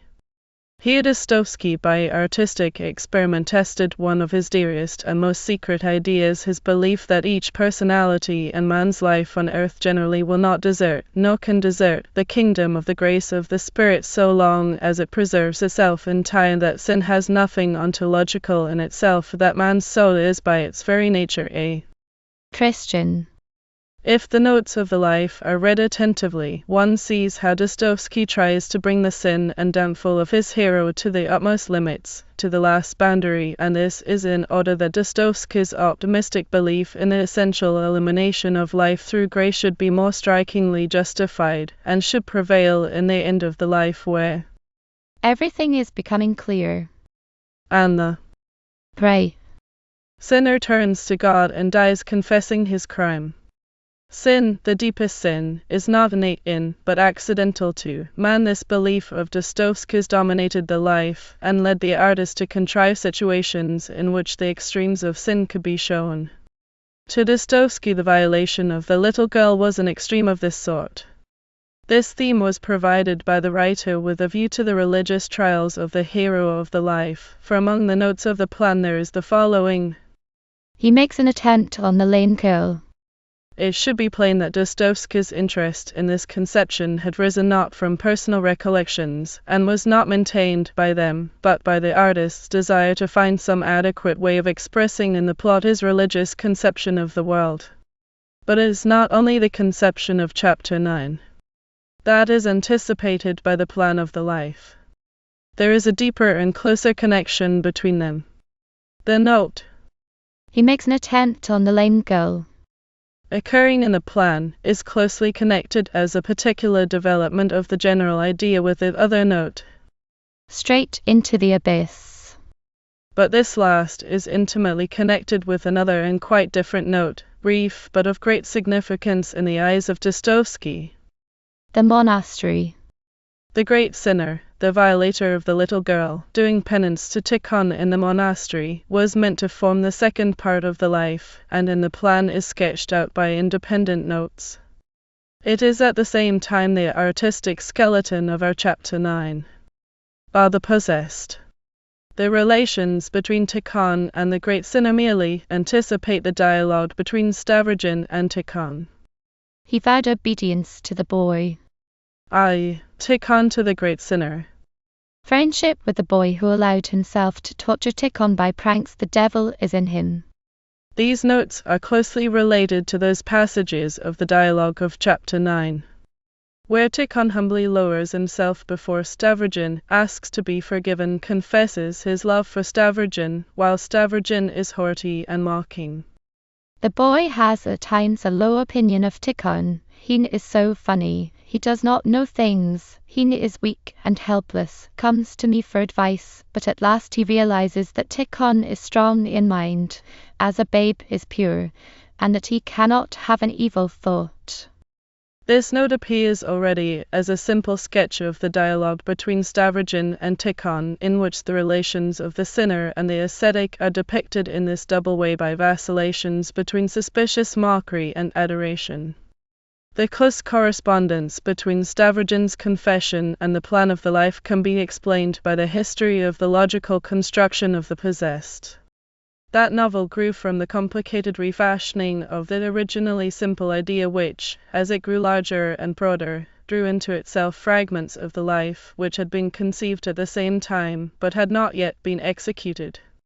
Stavrogin's appearance in the possessed in the part of the principal hero marks a comparatively late stage in the conception of that novel, which coincides with Dostoevsky's determination not to write the life. Stavrogin's character introduced into the novel the broad religious and artistic problems of the life of a great sinner. The great sinner's meeting with Tikhon and his confession was an organic part of the life, foreseen by Dostoevsky even in the first moments of inspiration. Footnote 94. See Dostoevsky's biography, letters, etc. pp. 202, 233, etc. in the original. In so far as Stavrogin is the great sinner, his meeting with Tikhon and confession, i.e. our chapter 9, are a necessary part of the possessed. This conclusion is justified by Dostoevsky's direct evidence. There is no doubt that Dostoevsky had chapter 9 at Tikhon's in view when he says to Katkov, in his letter of October 8, 1870, that in The Possessed, which was at that time being published in the Ruski Vesnik, he wants for the first time to deal with a certain group of people which has as yet been little dealt with in literature. I take Tikhon Sadonsky to be the ideal of such a character. He too is a priest living in a monastery in retirement. With him I confront the hero of my novel and bring them together for a time. That is, up to the end of writing the novel, Dostoevsky himself considered that chapter 9 was a necessary, inseparable, and essential part of it. The relationship between the life of a great sinner and the possessed explains that necessity. Footnote 95. T. Dostoevsky has contributed to Ruski Vesnik. In below, no. 14, 1919 f. L. D. Unpublished letters from 1866 to 1873. Turning to the completed text of The Possessed, we find signs of the seemingly accidental disappearance of chapter 9. Without that chapter, certain details of the novel appear to be incomplete. Stavrogin, when he awoke, looking stubbornly and curiously at an object in the corner of the room which had struck him, although there was nothing new or particular there. Shadov, seeing Stavrogin out, says to him, listen, go and see Tikhon. Tikhon, the late bishop, who through ill health lies in retirement in this city, in a Yefimo-Bolgorodsky monastery. The first two details we could indicate, others are, without chapter 9, superfluous and have no artistic foundation. And only Stavrogin's confession about the devil who persecutes him, only his meeting and conversation with Tikhon, only chapter 9 give to these details the sense of that anticipation of motive which Dostoevsky was so fond of using. Footnote 96. See The Possessed Original, edition 1888, vol. Roman 7. pp. 212-213. Footnote 97. See the Ibid. Hui 238. Finally, by excluding Chapter 9 from the novel, we violate the characteristic grace of Dostoevsky's construction. We violate Dostoevsky's aesthetic principle, according to which the action in its early stages advances by motives concealed from the reader, and only when it approaches the catastrophe is the hidden cause immediately made clear by the hero's lengthy confession. Such a belated exposition is Raskolnikov's theory, communicated only after the murder. The revolt. Oh. The legend of the Great Inquisitor. Ivan Karamazov's confession are communicated to the reader only after he already knows that Ivan has consented in his own mind to patricide. Voluptuaries. There is also the case of Versilov's confession to his son after the absurd letter to Madame Armakov and immediately before the catastrophe. Stavrogin's confession before the catastrophe, together with events in the last chapter of the second part and the chapters of the third part, correspond perfectly to this obviously characteristic principle in the construction of Dostoevsky's novels.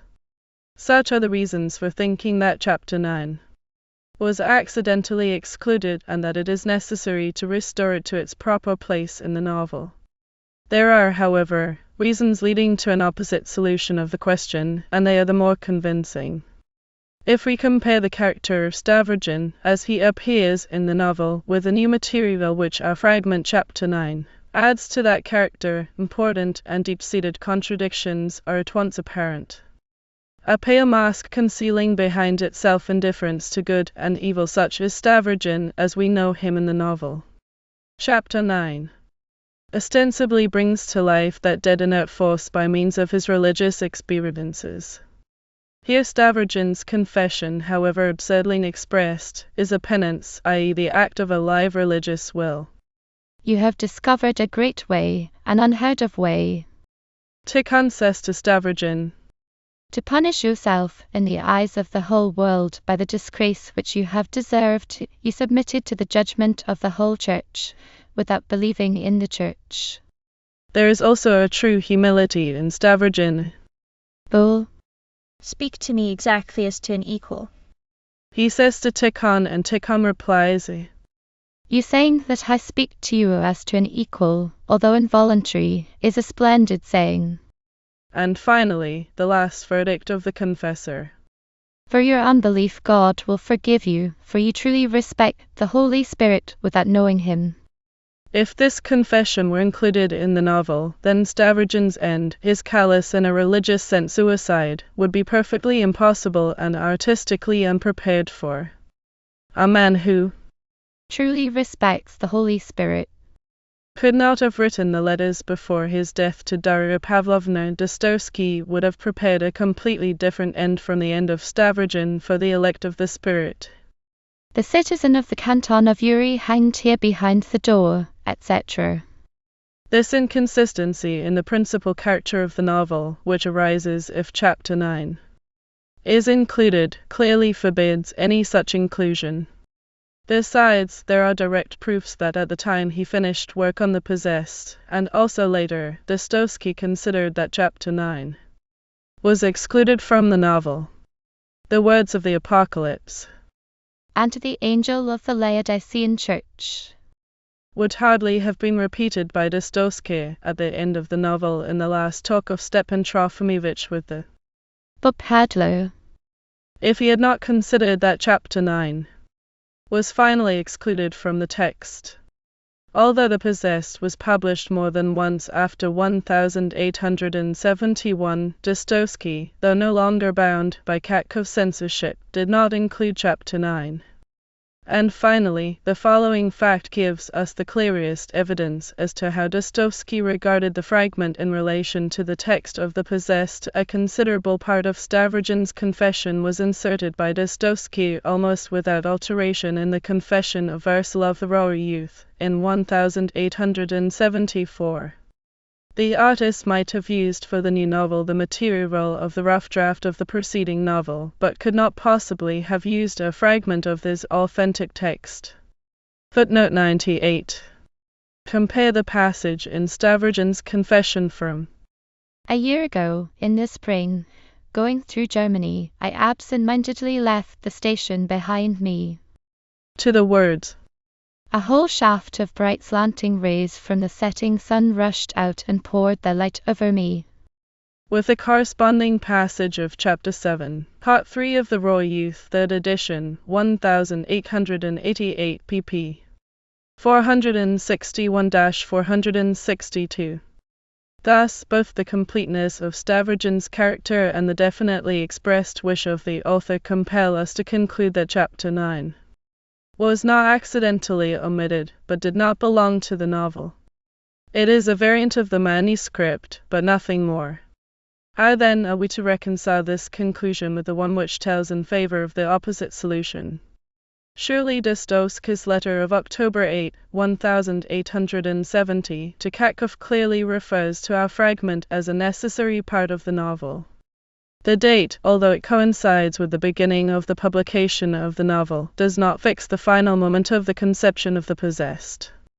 The autumn of 1870 is the time when the idea of the possessed had become closely related in Dostoevsky's mind with the idea of the life of a great sinner. Stavrogin is almost identified with the hero of the life. And since the crisis of that life, as it was planned, was the repentance of the sinner and his conversion to God with Tikhon's help, Dostoevsky had then planned the same conversion for Stavrogin. At that moment, the final moment in the creation of the novel, for the first part was already being published, Dostoevsky might, indeed, have thought that Chapter 9, the story of the meeting of the sinner with Tikhon and the beginning of his repentance, was necessary. The second part of the novel was evidently written by Dostoevsky with a determination to show the great sinner Stavrogin converted. Chapter 9 corresponds to the serene Stavrogin who does not appear in the novel, and of whom a few hints are preserved in the rough draft which no doubt issue from the idea of the life. The hesitation and vacillation as to the plan of the novel spread over so long a time that, when he was finishing the second part of the novel, Chapter 9, Dostoevsky was even nearer to the plan of the life of a great sinner than to the form which the possessed finally took. He still meant to represent his great sinner, Stavrogin, in the light of grace. But, as he worked on the last chapter of the novel and approached the catastrophe in the third part, Dostoevsky evidently realized that it was impossible to carry out the religious and artistic objects which he had in view. Dostoevsky did not find himself possessed of the artistic powers needed to convert the great sinner, and everything that was leading up to the expected conversion, Chapter 9, was abandoned. Only an echo of his original intention is left, not in the novel even, but on the first page, in the quotation from the Gospels of the promise to the sinner that he shall find salvation at the feet of Christ. The crimes of the hero appeared to the writer at the end of his work suddenly, and against his expectation, like a stronghold, enduring and self-sufficient. And in this sketch of the evolution of the significant idea of the possessed is shown, I think, the usual course of Dostoevsky's artistic problems and their solution. The idiot, the raw youth, and the brothers Karamazov had all, like the possessed, been meant originally to reveal that desire for universal harmony, cherished by Dostoevsky, the universal Hasana which Dostoevsky, the thinker, had visualized as the hidden essence of the universe, clouded, but only accidentally, by the phantom of sin. But each time, in the finished work of Dostoevsky, the artist, there triumphed a sterner, but for all that a more religious, conception of the world as a world subject to sin, beyond the grace of the Spirit, which is granted it as a gift, but not hidden in the substance of nature. Stavrogin's confession, as it echoed Dostoevsky's optimistic view, had inevitably to disappear in his masterpiece. The unfulfilled idea. Introductory note 2. The life of a great sinner. Y. N. Brodsky. The unfulfilled idea. Creative ideas and conceptions circled perpetually round the agitated Dostoevsky like a whirlwind. His soul knew no rest, he was always at boiling point, and he rushed simultaneously along different roads in different directions. Artistic visions raced before him in many streams at the same time. Ideas were born in his head like spray in a whirlpool. Such was rising camp's memory of Dostoevsky as a boy when a pupil in the College of Engineering. The same impression of a dynamic spirit, saturated through and through with ideas and visions, Dostoevsky also produced when he was a mature man. Listen, listen, was his usual beginning as he entered upon the discussion of a problem that interested him, so we read in the reminiscences of Prince V. L. I'll tell you what, he would add, and then would clutch his head, as though there immediately rushed into it so many ideas that he found it difficult to begin. Very often, for that reason, he began to speak from the end, from the conclusion, from a few very remote, very complicated entanglements of his thought, or he would express the first and principal idea, and then would develop the parentheses, and begin expressing supplementary and explanatory ideas or anything that occurred to him apropos at the moment. This sudden inspiration was so strong in him, that it was felt not only in him, but around him. Footnote 9-9. Prince V. L. Reminiscences of F. L. Dostoevsky. Dobro? No. 2-3 1881. This intellectual peculiarity of Dostoevsky's is easily verified when one listens to his own confessions. I have a multitude of ideas. He wrote in 1845 to his brother Michael, when he had just begun his literary career. There is so much that is new in my life every day, so many changes, so many impressions. I am always busy, I have a multitude of ideas, and I write incessantly. He wrote in 1846. In 1849 he writes to his brother, I do not waste time in vain. I have thought out 3 stories and 2 novels, one of which I am writing now. When he came out from prison in 1856 he wrote to a maker from Semipalatinsk. I can't tell you what agonies I suffered through not writing at the galleys. And yet work was boiling within. A few years later we have the same confession, which proves the incessant, complex, and many-sided activity of Dostoevsky's spirit. In 1868 he wrote to a maker from Florence. I have a tremendous novel in my head now. I have an idea for a fairly long story of 12 printed sheets, which attracts me. I have another idea. I have a number of themes. He writes to Makov in 1870. I have 6 stories conceived and planned out. He writes to N. Strakov in 1870. It is no wonder that Dostoevsky, possessed by a clamorous multitude of visions, could not arrest them all, and could not fix them in print. Every instant new subjects occur to him and new characters. Somewhere in the subconscious part of him all this material was melted into one monolithic whole, but it gushed out so impetuously and variously on the surface and overflowed into so many channels that it was impossible to catch all the details and all the particulars. N. Strakov, Dostoevsky's intimate friend, left a remarkable description which testifies to the unrestrained overflow of Dostoevsky's imagination. New characters, new schemes for novels, new problems occurred to him incessantly. They besieged him. They even hampered his work. Strakov says, Certainly he only wrote a 10th part of the novels which he had thought out and carried about with him, sometimes for many years. Some of them he told in detail and with great enthusiasm, and he had ended schemes like this which he had not time to work out. Neither Strakov nor the other memoir writers, with the exception of Sophie Kowalski, told Dostoevsky's admirers about those plans of which he spoke. With great enthusiasm. In Dostoevsky's notebooks there remain traces of his creative ideas. Ideas for new stories. Plans of unfinished works. Aumento. for my whole life. Thus on one page I found a note. In 1860, 1 the darling, 2 spring love, 3 the double to rewrite it, 4 memoirs of a convict fragments, 5 apathy and impressions. Spring love Is the title of a novel of which only the plan is left. Under the date of 23/1859 he put down the plan of the tragedy Fartum.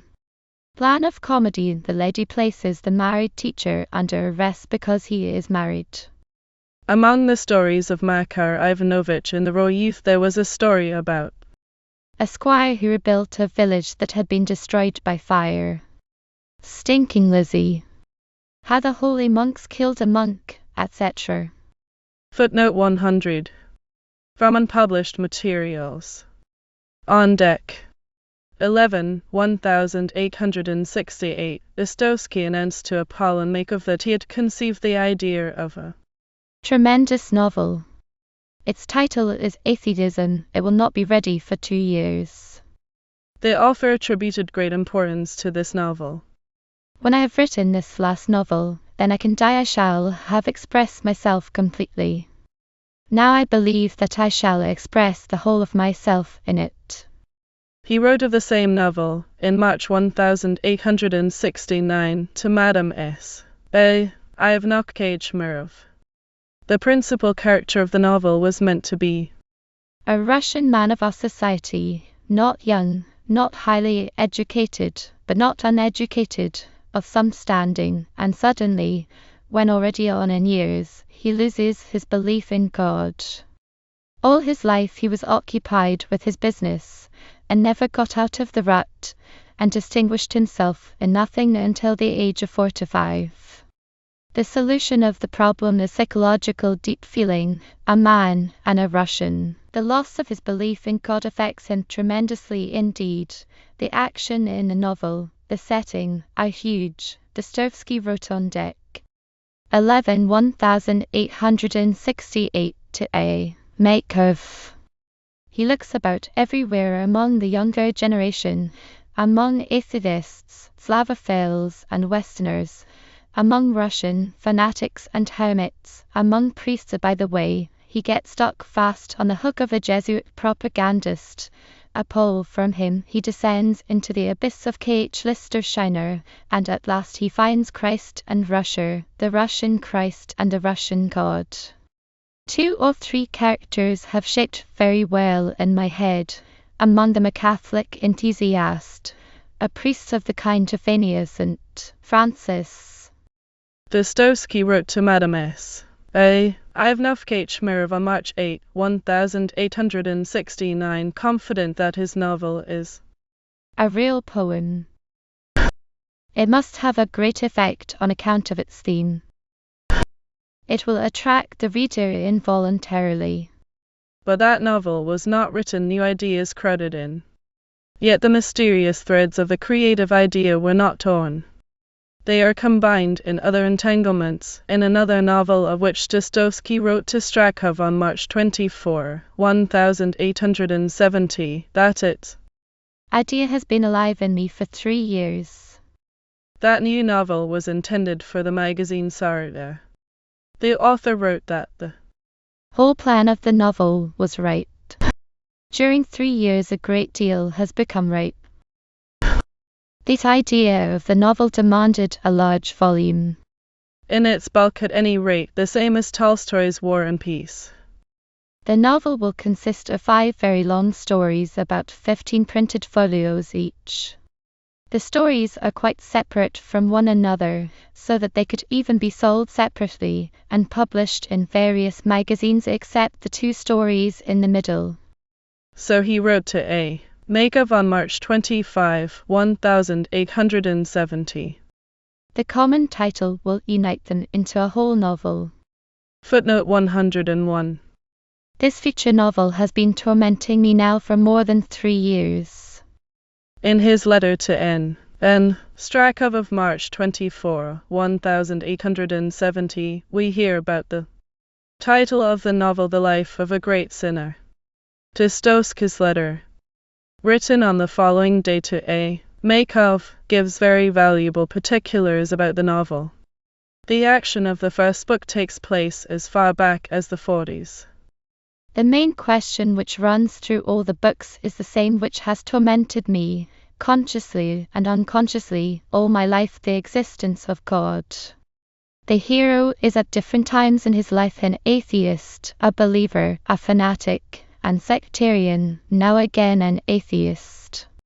The action of the second book will take place in a monastery. I place all my hopes on the second book. Perhaps they will say at last that I have written not merely trifles. To you alone, Paula Nikolaevich, I make the confession I want to make Tikhon Sidonsky in the second book the central figure, of course under a different name, but he is also a bishop and will live in a monastery in retirement. A 13-year-old boy who took part in a criminal offense, highly developed and depraved. I know that type. The future hero of the whole novel is placed in the monastery by his parents, educated, of our class, to be educated there. The young wolf, a nihilist of a boy, makes friends with Tikhon. You surely know the character and the whole aspect of Tikhon. I shall put Chardiv also here in the monastery, also of course under a different name. Why should not Chardiv spend a year in a monastery? Suppose that Chardiv, after his first article, for which his mental state was examined into by doctors every week, could not bear it any longer and published, let us say, abroad a pamphlet in French. It is extremely likely that for this offense he might have been sent to spend a year in a monastery. Belinsky, for instance, Kranovsky, even Pushkin might come to Chardiv as visitors. It is not Chardiv I only take that as a type in my novel. In the monastery are also Pavel Prusky, Golubov is also there, and the monk Parfeny. In this world I am an expert, and I know the Russian monastery from my childhood's days. But the chief thing is Tikhon and the boy. For the love of God, do not tell anyone the contents of the second part. I never tell my themes beforehand, it feels awkward, but to you I confess myself. To others it may not be worth a farthing, but to me it is a treasure. Don't tell them about Tikhon. I wrote to Strakov about the monastery, but I did not write about Tikhon. Perhaps I shall represent a grand, positive, holy character. It is no longer a constant Hoglo, nor the German, I forget his name, in Obramov, nor the Lopakovs and Rakhmatovs. True, I shall not create anything, but shall only reveal the actual Tikhon whom I have long since taken to my heart with rapture. But I shall, if I succeed, consider even this an important deed for myself. Do not then tell it to anyone. But for the second book, for the monastery, I must be in Russia. Ah, if only I succeed in it. The first book is the childhood of the hero. It is understood that children are not in the scene. There is a love story. Footnote 102. A sectarian of the Old Faith, who founded a printing office in the 60s to print the books of the Old Faith, later embraced Orthodoxy. Footnote 103. Editor of the Journal of the Old Faith, Istiner, in the 60s embraced Orthodoxy under the influence of the monk Pavel. Footnote 104. Author of the book in 3 volumes, The Story of My Wanderings in Russia, Moldavia, Turkey, and the Holy Land in Moscow, 1856. Footnote 105. Dostoevsky was at that time in Dresden. Dostoevsky attributed to this novel the importance of a personal confession and final summing up. This will be my last novel. I consider this novel as the last word in my literary career. 6 years had to be spent in work on it. Interrupted by the idea and plan of the possessed, busily engaged in writing for the Russky Vestnik, Dostoevsky was waiting the moment when he could sit down to his large canvas. With pleasure. But the novel was only planned out with any distinctness in its first stage, in the rough draft of the syllabus, and the individual characters, ideas, and scenes have been dispersed in a series of subsequent novels. among Dostoevsky's manuscripts preserved by his widow, A. Dostoevsky, and handed over by her to the Russian Historical Museum, are Dostoevsky's notebooks, and in one of them is the detailed plan of a novel portraying the principal hero in the days of his childhood in the monastery and after he came out of the monastery. The plot of the novel changed in the course of writing. Now the boy is with his family, now from the beginning he is with the Alfonsky family. The details of the novel were also erratic. Canvas Could always be covered with new patterns. The novelist's favorite word, invent, serves to indicate that the plan of the novel in question could by no means be considered fixed. Footnote 106. The original draft gives the following characteristics of the hero. No authority. Germs of the most violent physical passions. Inclinations towards boundless power and unshakable belief in his authority. To move mountains. And is glad to test his power. Struggle his second nature. But quiet, not stormy. Despises falsehood with all his strength. We publish the complete text of the plan of the life of a great sinner, preserving all the peculiarities of the writing and punctuation of the original. The novel was planned during various months in 1869-70. The significance of this novel autobiographically is undeniable. Strakov has already called Dostoevsky the most subjective of writers. A great many things show that in the life of a great sinner Dostoevsky intended to dissect his soul, to open its wounds, to free himself from the tormenting impulses of his ego, to chastise the outbreaks of his spiteful, vicious thoughts, to lay bare before himself the secret places of his soul, and to bring out into the light of day that darkness, so as to disperse it like Gogol, who fought the defects of his own spirit in describing the characters in his books. The hero of the life is not, of course, a portrait of the writer. The details of the description are invented, but the life gives hints of the most interesting kind for an understanding of the writer's character. Footnote 107. Evidently Dostoevsky got some material for his model. N.I.N. Shidlovsky, a friend of his youth, who serves also as the prototype of Stavrogin in the first stages of work upon him. The whole background in the first part is steeped in the raw material of real life, of recollections of the writer's actual experiences. Brother Misha. Is he not Michael, one of Dostoevsky's younger brothers? Sasha is Nikolai Ivanovich Souchard, the French teacher who gave lessons to the Dostoevsky children. Chermak is Leontii Ivanovich Chermak, in whose boarding school Fyodor Dostoevsky spent the years 1834-37. Umnov is a playmate of the Dostoevsky brothers who used to come to their house, the Vanishka Umnov who brought them various books and books in manuscript, for instance The House of the Mad, by Voykov, etc.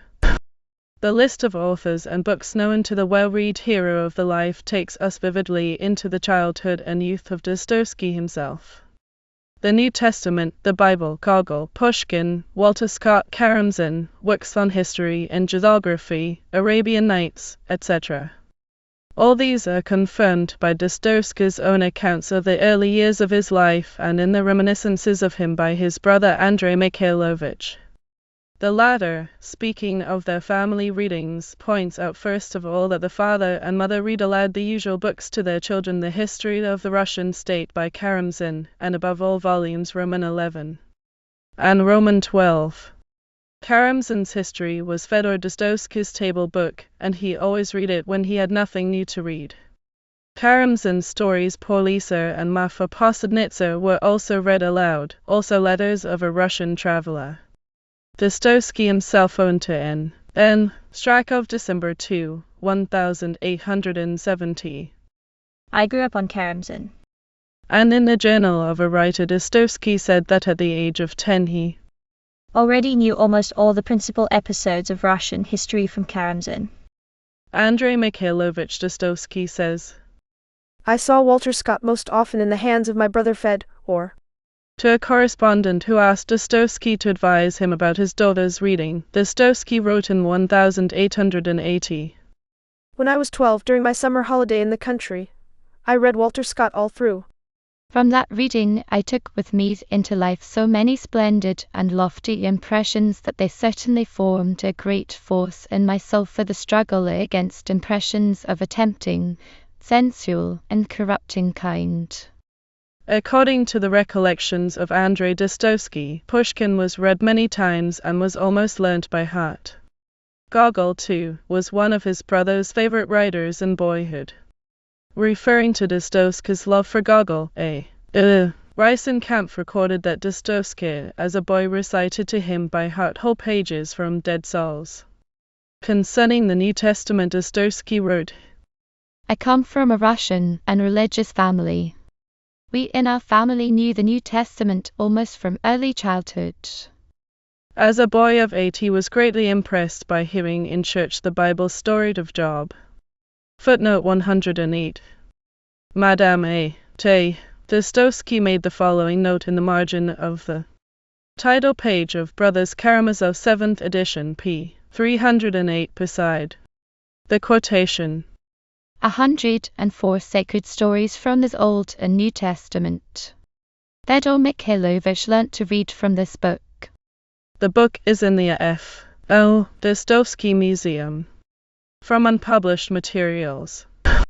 Relations of F. L. Dostoevsky. Remember that the stories from the Arabian Nights were told to the brothers Dostoevsky by an old woman, Alexandra Nikolaevna, who used often to visit the family. She would tell one story after another, and the children would not leave her side. In F. L. Dostoevsky's own words, he was very fond of books of adventure. The Inhabitants of the Moon is evidently the title of a book which was very popular in the 30s. Of the inhabitants of the moon and other remarkable discoveries made by the astronomer Sir John Herschel during his stay at the Cape of Good Hope, translated from the German, Petersburg, 1836. That infatuation for the theatre, particularly for Hamlet, which possessed the hero of the life, finds confirmation also in Dostoevsky's biography. Footnote 109. See complete edition of F. L. Dostoevsky's works vol. I. Petersburg, 1883 p. 11 n. N. von Vought. To the biography of Dostoevsky. In Istoriczny Westnik, 1901, Roman 12. P. 1028. See also Dostoevsky's letter of Aug. 9. 1838 to his brother Michael. The frequency in the life of details based on facts taken by the author from his boyhood inevitably introduces a question as to the right of the student to look for a personal key in the author himself to his hero's character. Indeed, many of the hero's spiritual experiences testify to their subjective character. He loved to test himself, he trained his willpower, he accustomed himself to self-torment. This thirst for self-torment, this anxiety to spend himself in suffering so as to be convinced of his ability to endure, was characteristic of Dostoevsky himself. A letter is brought to him from his brother. I have invented a new kind of enjoyment for myself, a most strange one, to make myself suffer. He tells his brother Michael in a letter of January 1, 1840. I take your letter, turn it over in my hand for several minutes, feel if it is full weight, and, having looked at it sufficiently and admired the closed envelope, I put it in my pocket. You won't believe what a voluptuous state of soul, feeling, and heart there is in that. And so I sometimes wait for a quarter of an hour. The hero of life is unsociable, uncommunicative, keeps a great many things to himself, is reserved and avoids people.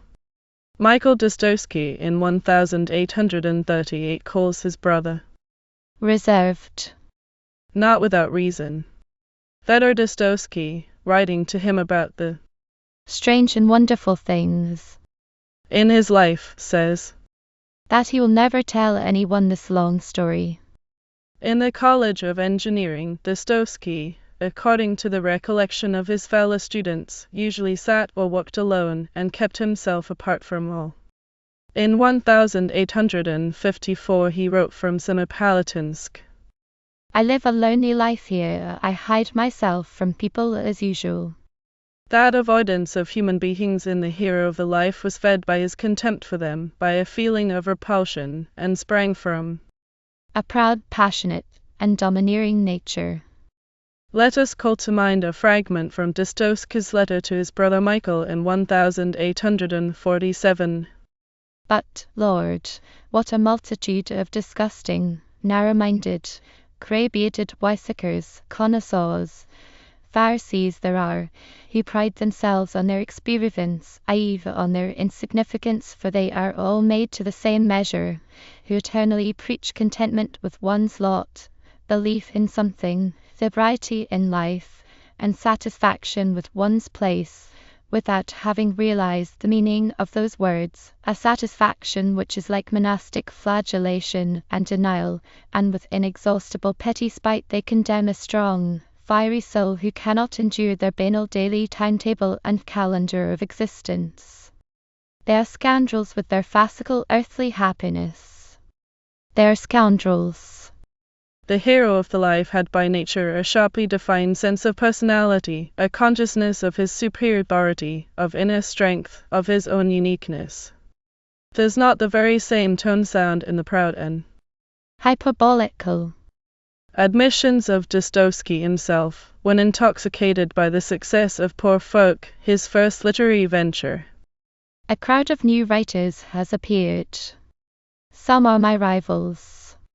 Herzen, Iskender, and Goncharov are especially remarkable among them. They are highly praised. But the first place is mine for the time being and, I hope, forever.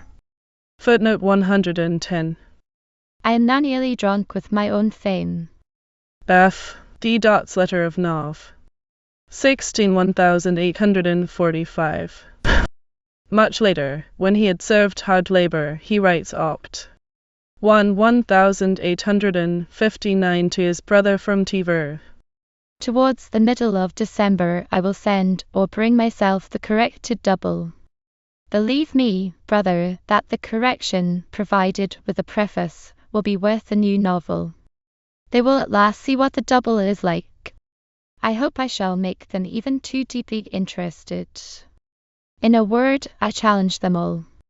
And, finally, if I do not correct the double now, when shall I do it? Why should I lose a superb idea, the greatest type, in its social importance, which I was the first to discover, and of which I was the prophet? The gigantic individualism of the hero of the life, stressed more than once by the author, is to be heard in Dostoevsky's characteristic admission to Apollon Makeover. Everywhere and in everything I reach the furthest limit. I have passed beyond the boundaries of all life. Og. 1867. Certain eccentricities in the character of the hero of the life are worth attention. He loved to surprise everybody by his unexpectedly rude pranks. Behaved like a monster. Offended an old woman.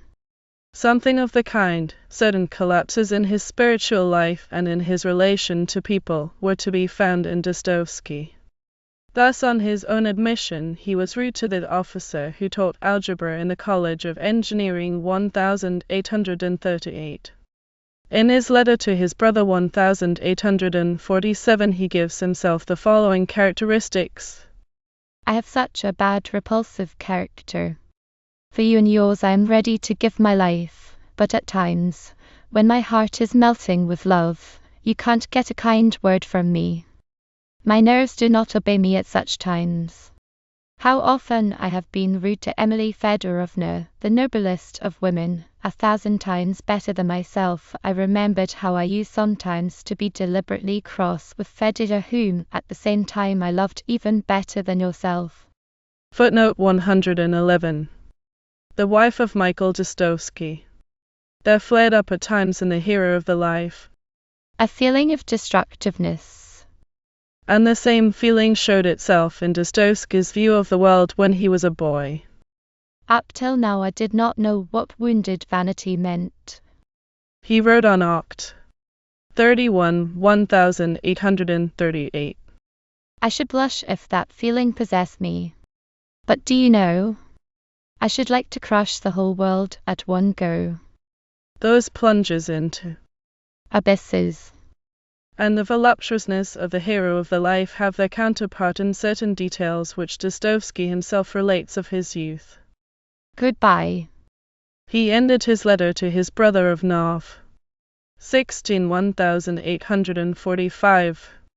The little Minnies, Claras, Marians, etc. are enchanting, but they cost a terrible amount of money. The other day Turgenev and Belinsky scolded me terrifically for my disorderly life. The idea of amassing money.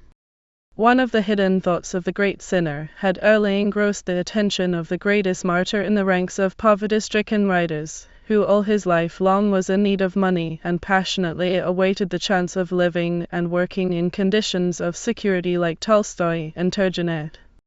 Money and security are good things. When shall I get rid of my debts? Money I have not one brass farthing. It is very painful. If you can save me, do. I am again in such straits as to be ready to hang myself. I am really in an awful state now. I have not got a farthing. All my life I have worked for money, and all my life I have been constantly in need. How can I write when I am hungry? Damn myself and my hunger. But my wife is nursing, as she herself has to go and pour in her last woolen skirt. And it has been snowing now for 2 days. And then they ask me for artistry, for purity of poetry, without strain, without violence, and they point to Turgenev and Gontcharev. Let them only see in what conditions I work. That is the cry, echoing like a groan through Dostoevsky's letters at various periods of his life, particularly when he was abroad, and during the years when the life of a great sinner was being shaped. We have to suppose that the religious problem was being solved by Dostoevsky much in the same way as it was in the life of the hero of the novel by Stretches of belief and unbelief. An analysis of the life which reveals the autobiographic substratum lets us see with greater certainty the personal traits in those other novels of Dostoevsky's into which the life of a great sinner split off. Verslov's son, born Dolgoruk of the raw youth, with his idea of discipline, approaches the character in Dostoevsky's unwritten novel, who in this respect, by the way, is akin to Stavrogin. The hero of the possessed, with his falls, abysses, and depravity, is also akin to the great sinner. The pages about Tasha's boarding school, the exposed child, the figure of Lambert in the raw youth, are taken from the life. In certain particulars the great sinner approaches Ivan Karamazov and Dmitry Karamazov. Tikhon of the life passed into the possessed, and brothers Karamazov in the characters of the bishop and of the old monk Zosima. Footnote 112. A few expressions typical of Dostoevsky are found in the life and in his later works, thus, the expression sacrifice of life found place there and in Brothers Karamazov Part 1, Book 1 Chap. We p. 33 3rd edition of F. L. Dostoevsky's works. Thus the novel connects the most important works of Dostoevsky's later period, and is allied in certain details with the early experiments, for instance with notes from the underworld. But much of what he had planned remained unexecuted and faded in the working out of the chosen themes. Where is the broad picture of the people's religious life, with their world of sectarians and believers of the old faith, into which the great sinner plunged? The pale figure of Makar Ivanovich Dolgorukov, the pilgrim, is very far from corresponding with the great poem. The principal character became much diminished and spiritually toned down in the raw youth. Versalov. The sketch of the unwritten novel is generally valuable for the light it throws upon Dostoevsky's habits of creation. The novel was not written The huge canvas would not have been covered by the mass of characters that hovered in the writer's imagination. The novel's atheism and the life of a great sinner clearly prove that Dostoevsky could not cope with the swarm of his creative imagination. He could not tame and conquer the rush of his elemental visions. His soul burnt too fiercely to be satisfied with an inferior light. All in flames, his soul set on fire and destroyed the flashing visions. And it seems as if iron necessity alone chained the writer to the desk and made it possible for us to read his works. There is something accidental in the published works of Dostoevsky. They do not represent a whole creator, they are paler than his original conceptions. The end. I hope you enjoyed reading the book Stavrogin's Confession and the Plan of the Life of a Great Sinner with me. If you like this, please remember to like and subscribe. Please visit @Autonomy if you want to see different types of videos we produce. For statistics on our videos, visit @Autonomy.core. Visit our story reading channel website at https://autonomy.com/autonomoproject/autonomostories/. Happy YouTube travels!